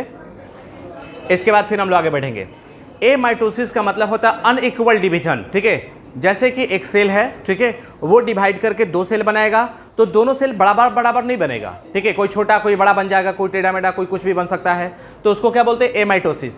ठीक है, यानी कि इसको अनइक्वल डिवीजन कहते हैं। ठीक है ना, अनइक्वल डिवीजन यानी कि एक छोटा सेल बन जाएगा, एक बड़ा सेल बन जाएगा, एक सेल में कम क्रोमोसोम जाएगा, एक सेल में ज्यादा क्रोमोसोम चला जाएगा, बराबर नहीं जाएगा। ठीक है ना, कोई पैटर्न नहीं होगा उसका, तो उसको बोलते हैं ए माइटोसिस। या सिंपल टाइप के जो ऑर्गेनिज्म होते हैं, ठीक है, जैसे कि आपका ईस्ट हो गया, ठीक है, हाइड्रा वगैरह हो गया, इन लोगों में ऐसा होता है। ठीक है ना, तो ये होता है ए माइटोसिस। इसके बाद माइटोसिस का मतलब होता है समसूत्री विभाजन। जैसा एक ये सेल है, जैसे मैं यहाँ पे बना रहा हूँ, ये एक सेल हो गया। ठीक है, तो इस सेल से क्या बनना है, 2 सेल बनना है। एक सेल से 2 सेल बनना है माइटोसिस के माध्यम से। तो जैसा ये सेल है वैसा ही ये दोनों सेल बनेंगे, यानी कार्बन कॉपी बनेंगे। ठीक है ना, आगे समझ में, एक सेल से 2 सेल बनेगा और जैसा ये है वैसा ये दोनों बनेंगे। आगे समझ में, दैट इज कॉल्ड माइटोसिस। ठीक है ना, इसको समसूत्री विभाजन यानी बराबर बराबर बंटना है, ठीक है। आगे से जैसा ये है वैसे इसके बराबर ये दोनों होंगे, ठीक है। 1 से 2, 2 से 4, 4 से 8 ऐसे होता है, ठीक है ना। तो ये समसूत्री विभाजन, जैसे कि एग्जांपल से समझे कि मनुष्य में कितने क्रोमोसोम होते हैं, 46 होते हैं, 46। तो इसमें भी क्या होगा, 46 होगा। आप कहेंगे ऐसे कैसे, ठीक है। होता क्या है कि जब एक सेल है डिवाइड करके जब 2 सेल बनाना होता है उसको, तो अपना वो जो पहले वाला सेल है सारी मटेरियल को दोगुना करता है, ठीक है ना। सारी मटेरियल को दोगुना करके आधा इसको दे देता है, आधा इसको दे देता है। इस वजह से ये क्या हो जाता है, बराबर हो जाता है। ये मटेरियल कैसे दोगुना होता है, सेल साइकिल अभी हम शुरू करेंगे तो उसमें बताया जाएगा आपको, ठीक है। तो वापस सुनो माइटोसिस के बारे में कि एक सेल है, एक सेल से 2 सेल बनाना है, और ये सेल बनाने के लिए क्या करना पड़ता है कि इसके पास जो पेरेंट सेल है, पेरेंट कोशिका है, जनक कोशिका जो है, अपनी सारी मटेरियल को दोगुना कर लेता है, ठीक है। इसके पास अगर मान लो कि 100 माइटोकॉन्ड्रिया है तो 200 बनाएगा। इसके पास 46 क्रोमोसोम है तो क्या बनेगा, 92 बना लेगा, ठीक है, 92 बना लेगा। इसके पास अगर 20 गो एंडोप्लाज्मिक रेटिकुलम है तो 40 को बना लेगा, यानी हर चीज को दोगुना कर लेगा, ठीक है। और दोगुना करके बराबर बराबर बांट देगा, काम खत्म इसका, ठीक है ना। That is the mitosis. समझ में आया, माइटोसिस क्या चीज होता है, बराबर बराबर बांटना है, ठीक है। जैसे अब आपकी हाइट बढ़ानी है, माइटोसिस की जरूरी है। आपका कहीं बॉडी में रिपेयर करना है, माइटोसिस की जरूरी है। समझ में आया ना माइटोसिस, ठीक है। अब बात करते हैं, अगर हम मियोसिस की बात करें, ठीक है, तो मियोसिस में क्या होता है कि ये एक अगर सेल है तो इससे क्या होता है कि 2 स्टेप में बनता है। मैं अभी यहाँ पे एक ही दिखा दे रहा हूँ, ठीक है, बट ये मियोसिस जो होता है 2 स्टेप में पूरा होता है, meiosis first and meiosis second. मैं बट यहाँ पे एक ही स्टेप में दिखा रहा हूँ। इससे बनता, एक सेल से 4 सेल बनता फाइनली, ठीक है।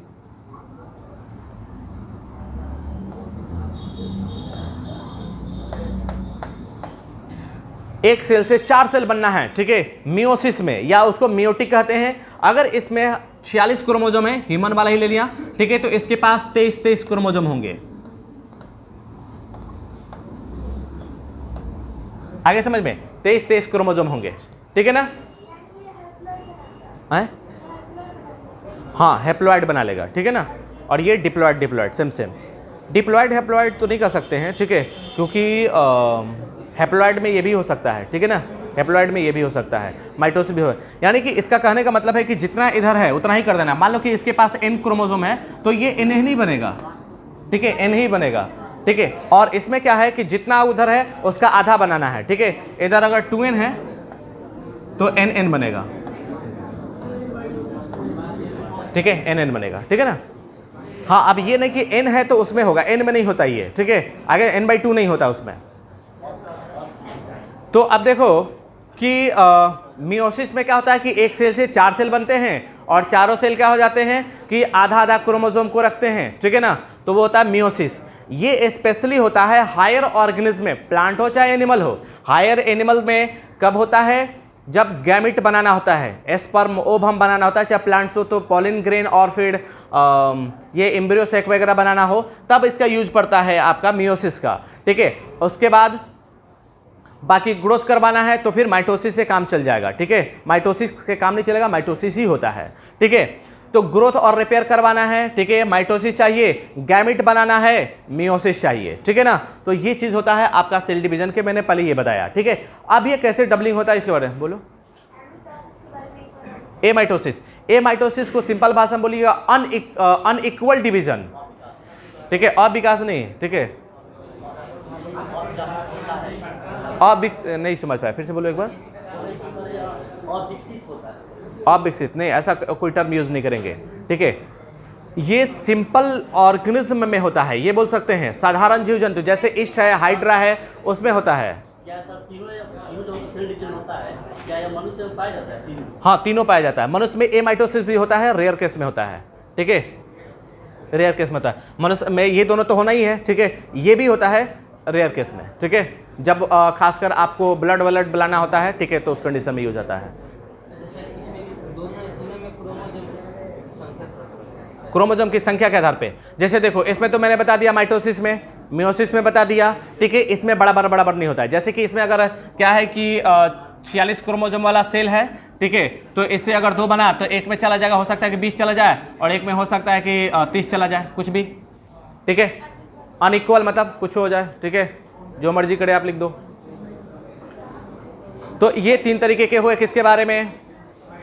माइटोसिस के बारे में हो गए, सेल डिवीजन के बारे में। अब एक सबसे इंपॉर्टेंट बात करने जा रहे हैं हम लोग, ठीक है, फंक्शन, ठीक है। ये माइटोसिस ज़्यादातर आपके जो सिंपल ऑर्गेनिज्म होते हैं उसमें रिप्रोडक्शन में यूज होता है, जैसे कि ईस्ट और हाइड्रा बडिंग के माध्यम से करते हैं, ठीक है, रिप्रोडक्शन। ईस्ट और हाइड्रा, ईस्ट क्या है? एक फंजाई है, कवक है। हाइड्रा क्या है? एक एनिमल है, तो वो सिंपल एनिमल है, तो उसमें रिप्रोडक्शन होता है बडिंग के माध्यम से, और बडिंग होता है आपका एमाइटोसिस, ठीक है। तो ये कुछ सिंपल ऑर्गेन में रिप्रोडक्शन में भाग लिया। माइटोसिस में मैंने आपको कई बार अभी तक बता चुका हूं कि ये क्या हुआ कि सेल का ग्रोथ बॉडी का ग्रोथ करवाता है, या फिर क्या करता है? रिपेयरिंग करवाता है। मियोसिस में मैंने बताया आपको कि गैमेट बनाने में यूज होता है इसका, ठीक है। आगे समझ में? और कोई कुछ इनके नाम से संबंधित क्वेश्चन? इसको लिखोगे क्या? जल्दी से लिख लो अगर मन करे तो।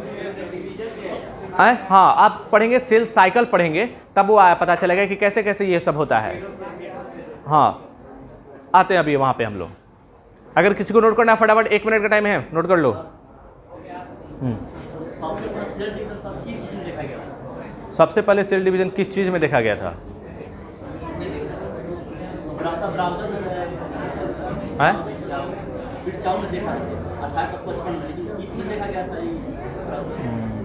रूरल भिड़चो उतना इंपॉर्टेंट नहीं होगा इसलिए नहीं दिया होगा, ठीक है। अब किस में देखा गया हो तो हम भी उतना हमको नहीं मिला है, ठीक है। ये सब का अलग अलग वैज्ञानिक खोजते हैं, हाँ, अलग अलग, ठीक है। अब किस में देखा गया उतना इंपॉर्टेंट नहीं होगा, ठीक है। इम्पोर्टेंट बनता है कि नहीं, ऐसे बकवास कुछ क्वेश्चन नहीं पूछ देता है, काम का ही क्वेश्चन पूछता है, ठीक है। ऐसा नहीं, अगर क्वेश्चन पूछा गया रहता है तो हम लोग के पास भी उसका नोटिफिकेशन आया होता और हम लोग ने उसको ध्यान दिया होता, ठीक है। इस तरीके क्वेश्चन नहीं आप पूछे जाते हैं, इस वजह से हम लोग के पास भी ऐसा कोई नोटिफिकेशन हम लोग नहीं करते हैं, वो ऐसे पढ़ा जाता है, ठीक है। हाँ, इसके साइंटिस्ट अलग अलग हैं, वो आपको जब मॉड्यूल प्रोवाइड किया जाएगा उसमें आपको मिल जाएगा, ठीक है। जानने के लिए बहुत सारी चीज़ पड़ी हुई है, ठीक है। मतलब कि एक एमाइटोसिस शुरू करोगे ना तो 1 साल तक पढ़ते रहोगे एमाइटोसिस में, बट उस पढ़ाई से क्या फ़ायदा जो हमारे काम की नहीं है, ठीक है। आगे समझ में ना। अभी तत्काल मेरा काम है कि हमें एग्जाम क्वालिफाई करके पहुंच जाए वहाँ पे, पहुंचने के बाद आप करते रहे तपस्या बैठ के, ठीक है। तपस्या करके ज्ञान प्राप्त करें, वो चलेगा। अब अभी से ही तपस्या शुरू कर देंगे तो वहाँ कॉलेज में नहीं पहुँच पाएंगे, ठीक है। इसलिए पहला प्रायोरिटी है कॉलेज पहुँचना। चलिए आगे बढ़ते हैं हम लोग। पढ़ना जरूरी है, स्मार्ट पढ़ाई इसी को कहते हैं कि काम का चीज़ पढ़ाई, ठीक है ना। पढ़ने के लिए बहुत सारी चीज़ें पढ़ी हैं, मैंने पिछली बार भी आपको बताया था, पढ़ने के लिए बहुत सारी चीज़ें पढ़ी होती हैं, लेकिन काम की चीज़ें पढ़ें हम तो फ़ायदा होता है, अदरवाइज कोई फ़ायदा नहीं है, ठीक है ना। स्मार्ट लर्निंग या स्मार्ट स्टडी उसी को कहते हैं। चलिए अब बात करते हैं हम सेल साइकिल का।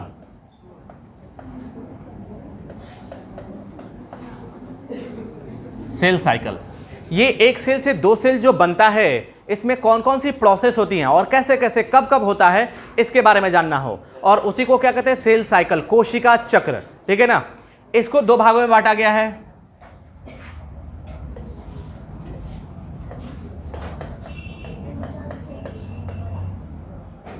इंटरफेज, दूसरा होता है डिवीजन फेज।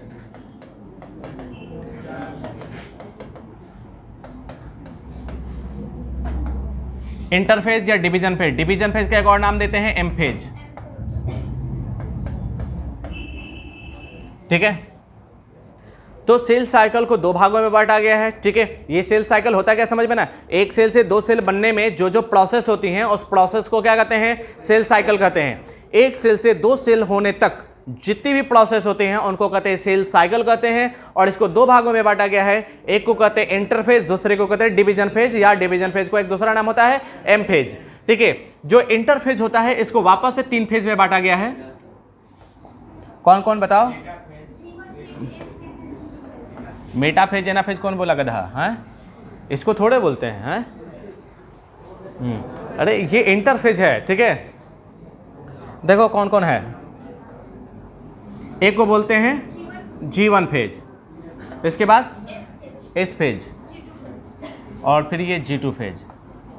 ये G1 G2 एक साथ कर सकते हैं, इसको उधर डाल दें, चलेगा? नहीं चलेगा, ठीक है। ये एस बीच में ही रहता है, ठीक है। ये जो सीक्वेंस लिखा है इसको याद ध्यान रखिएगा। बहुत सारे बच्चे जो स्मार्ट बनने के चक्कर में बोलते हैं कि G1 के बाद G2 लिख दो, इसको 3 नंबर में डाल दो, ऐसा नहीं होता है।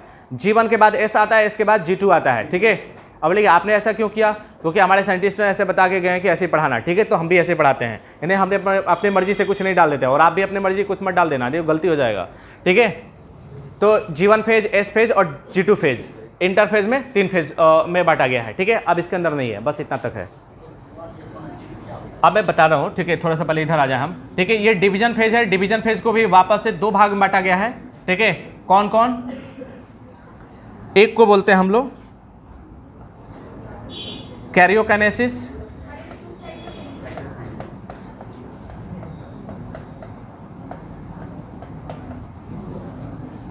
कैरियोकाइनेसिस, और दूसरे को बोलते हैं साइटोकाइनेसिस।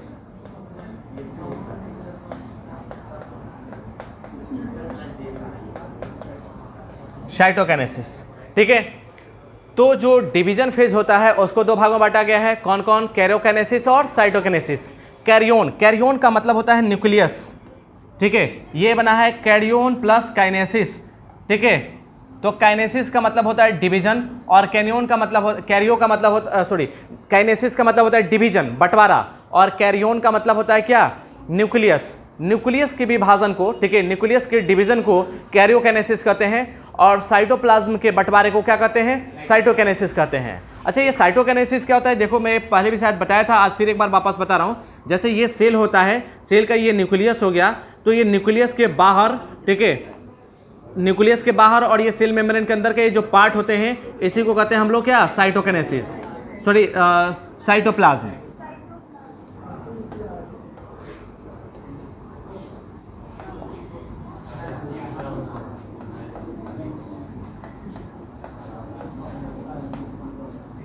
साइटोप्लाज्म, साइटोप्लाज्म समझ में? न्यूक्लियस के बाहर और सेल मेम्ब्रेन, ये जो सेल की बाउंड्री है उसको सेल मेम्ब्रेन कहते हैं, उसके अंदर की चीजों को साइटोप्लाज्म कहते हैं। तो जब साइटोप्लाज्म का बंटवारा होता है, ठीक है, तो उसको साइटोकाइनेसिस कहते हैं। और जब ये बीच वाला जो मैंने गोला बनाया, ठीक है, इसका बंटवारा होता है तो उसे क्या कहते हैं? कैरियोकाइनेसिस कहते हैं। समझ में आया ना?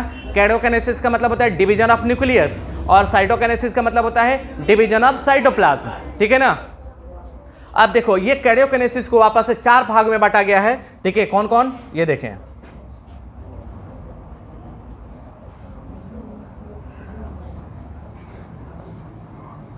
अब इसको बोलते हैं, एक को बोलते हैं prophase,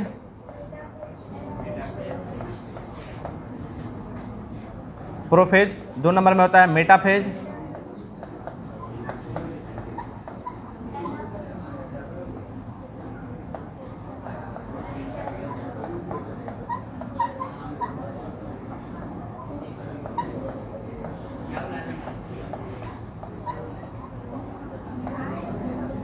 prophase, metaphase, anaphase, telophase, ठीक है। 4 भाग में। अब इसको नीचे नहीं जाएंगे हम लोग, ठीक है, इतना ही होता है और नीचे जाना होता भी नहीं है। तो सेल साइकिल है, सेल साइकिल को 2 भाग में बांटा गया। कौन कौन? इंटरफेज और डिवीजन फेज। इंटरफेज को वापस से 3 फेज में बांटा गया, G1, S और G2, ठीक है। डिवीजन फेज को एम फेज भी कहते हैं, इसको 2 भाग में बांटा गया है, कैरियोकाइनेसिस एंड साइटोकाइनेसिस। कैरियोकाइनेसिस को फिर वापस से आपको 4 भाग में बांटा गया है, prophase, metaphase, anaphase and telophase, ठीक है। साइटोकाइनेसिस का कोई टाइप नहीं है, ठीक है, वो अकेले है। कैरियोकाइनेसिस का मतलब होता है डिवीजन ऑफ न्यूक्लियस, ठीक है, न्यूक्लियस का बंटवारा, ठीक है। साइटोकाइनेसिस मतलब होता है साइटोप्लाज्म का बंटवारा, कोशिका द्रव। साइटोप्लाज्म को हिंदी में कहते हैं कोशिका द्रव का बंटवारा, ठीक है। तो इतना नोट करो, फिर इसके बारे में समझते कि है क्या आखिर, ठीक है, एक एक करके सबको समझेंगे। इस साइटोप्लाज्म का होता है, इसी को किसी को लिखना होगा तो लिख लेना, ठीक है। इसको ये न्यूक्लियस भी लिख लेना।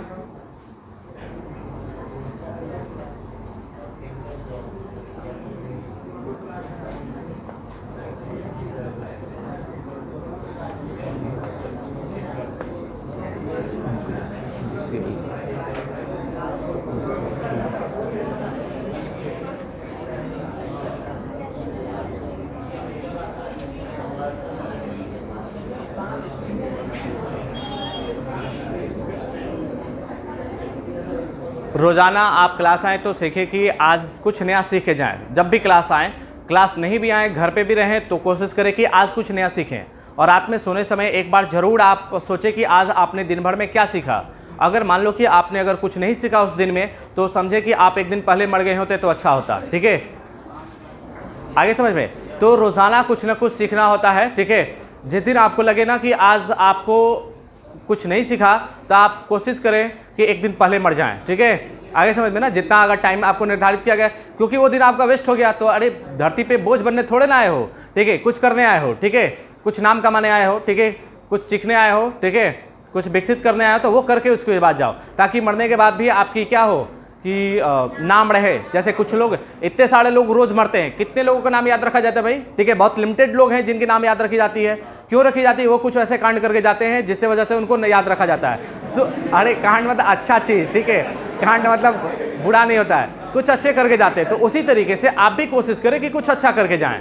ठीक है, जिससे क्या होगा कि आपकी भी नाम रखी जाएगी। ठीक है, महात्मा गांधी मर गए बेचारे, आज भी उनकी जयंती मनाई जाती है, उनका जन्मदिन, उनका मरण दिन दोनों मनाते हैं हम लोग। ठीक है, कुछ अच्छा करके गए बेचारे। ठीक है, उसी तरीके से आप भी कुछ अच्छा करके जाओ। ठीक है,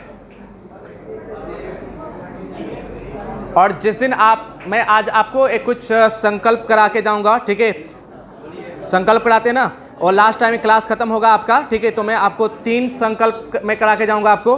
ठीक है, आज ही होगा। ठीक है, उसको प्रतिज्ञा कहते हैं। ठीक है, प्रतिज्ञा कराया जाएगा। ठीक है ना, आए हाँ, पहले इसको बताने के बाद आप वेट कर जाए 10-15 मिनट। आज मेरा कहीं कोई क्लास नहीं है, इसलिए 10-15 मिनट आपका लेट क्लास चलेगा। किसी को कहीं जाना नहीं है ना? ठीक है, अब देखो वापस हम पढ़ते हैं इसके बारे में थोड़ा सा, और इसके बारे में और अगली बार में इसको और डिटेल पढ़ाया जाएगा। ठीक है, अभी देखते हैं सेल साइकिल। सेल साइकिल को वापस से 2 भाग बांटेंगे। एक ह्यूमन सेल को मैं ह्यूमन पे ही बता रहा हूं कि डिवाइड करने में लगभग 24 घंटे लगते हैं। लगभग 24 घंटे लगते हैं। उसमें से 23 घंटे इंटरफेज लेता है। ठीक है, और फिर 1 घंटा में क्या होता है? डिवीजन होता है। ठीक है, किसका मतलब एक सेल है, एक सेल से 2 सेल बनने में लगभग 24 घंटा लगता है। मनुष्य का एक सामान्य कोशिका जो होता है उसको विभाजन करने में, एक सेल से 2 सेल बनने में 24 घंटा लगता है, तो उसका 23 घंटा इंटरफेज कंज्यूम करता है और 1 घंटा डिवीजन फेज करता है। समझ में आया? अब ये इंटरफेज के पहले के साइंटिस्ट इसको बोलते थे रेस्ट फेज है या इनएक्टिव फेज है, लेकिन आज पता चला कि बहुत व्यस्त फेज है ये। ठीक है, बहुत ही एक्टिव और बहुत ही व्यस्त रहता है इंटरफेज। ठीक है, और 1 घंटा में डिवीजन फेज होता है। जैसे देखो सिंपल शादी वादी होती है घर में। ठीक है, तो शादी तो एक दिन होती है। ठीक है, और तैयारी पिछले 6 महीना से चलता है। ठीक है, कभी कपड़े खरीदने हैं, कभी गहने खरीदने हैं, कभी डेकोरेशन वाले को देना है, कभी मिठाई वाले को व्यवस्था करना है, कभी कुछ तो कभी कुछ, कभी ये शॉपिंग, कभी वो शॉपिंग, कभी एंगेजमेंट है तो कभी वो, और कौन कौन सा प्रोग्राम होता है, ये सब चीज़ होता है लंबा सा। ठीक है, पूरा फुल व्यस्त रहता है, लेकिन किसी को पता नहीं चलता है। ठीक है, किसको पता चलेगा? जो घर वाले लोग हैं उनको पता चलता है, बाहर वाले को पता नहीं चलता है। ठीक है, और जिस दिन शादी होती है उस दिन लगभग सभी लोगों को पता चल जाता है आज इनके घर शादी है। क्यों पता? क्योंकि पूरा वो दिन बैंड बाजा सब बजता है। तो पहले के लोग के साथ भी यही घटना था। ठीक है ना, कि पहले के लोग के साथ भी, क्योंकि इंटरफेस को पता नहीं चल पाता, क्योंकि हमारे पास उतनी बढ़िया क्वालिटी की माइक्रोस्कोप नहीं था पहले, तो हम नहीं देख पाते थे कि इंटरफेस में हो क्या रहा है। ठीक है, लेकिन इंटरफेस बहुत व्यस्त था। ठीक है, और डिवीजन फेज तो वो होता था, कुछ कुछ प्रोसेस होता था। ठीक है, जो कि सिंपल माइक्रोस्कोप से भी देख सकते थे। तो साइंटिस्टों ने कहा कि division phase is a very active phase and interphase is inactive phase. But बाद में पता चला कि नहीं, वो जितना व्यस्त नहीं उससे ज़्यादा व्यस्त ये है। ठीक है ना, आगे समझ में?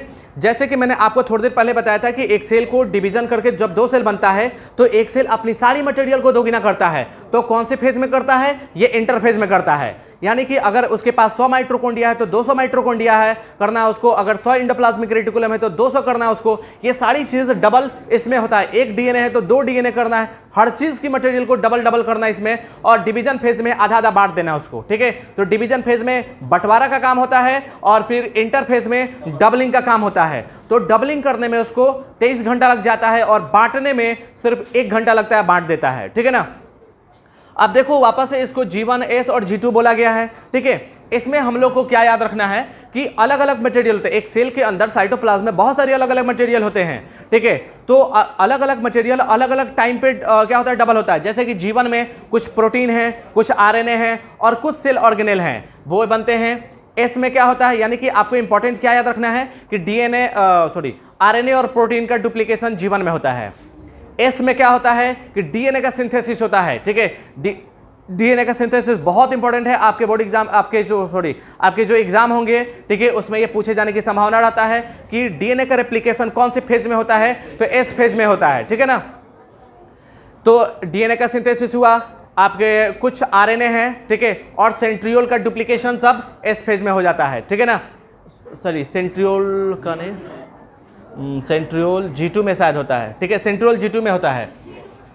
इसके बाद एस में हिस्टोन प्रोटीन का क्या होता है कि एस में हो जाता है। मेनली एक चीज को याद रखना है आपको, ठीक है, डीएनए का सिंथेसिस एस में होना है, ठीक है, और कुछ प्रोटीन भी होना है, ठीक है। G2 में भी कुछ आरएनए और प्रोटीन का होना है, बाकी जो कुछ सेल ऑर्गेनेल बच गए तो वो भी हो जाना है आपका G2 में।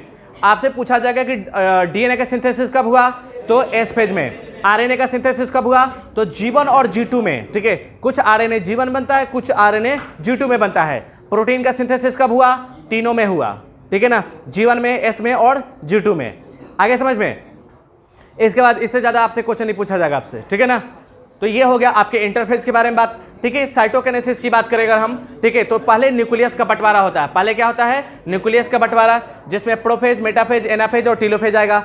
तो फिर क्या होता है कि प्रोफेज में कुछ प्रोसेस हुए, कुछ प्रोसेस मेटाफेज में, कुछ प्रोसेस एनाफेज में, और फाइनली 2 न्यूक्लियस बन जाता है एनाफेज टीलोफेज आते आते, यानी कि एक सेल के अंदर 2 न्यूक्लियस हो गए, ठीक है। मैं पिछले अगली क्लास में इसकी पूरी डायग्राम बताऊंगा, मैं इसको डायग्राम कर करके।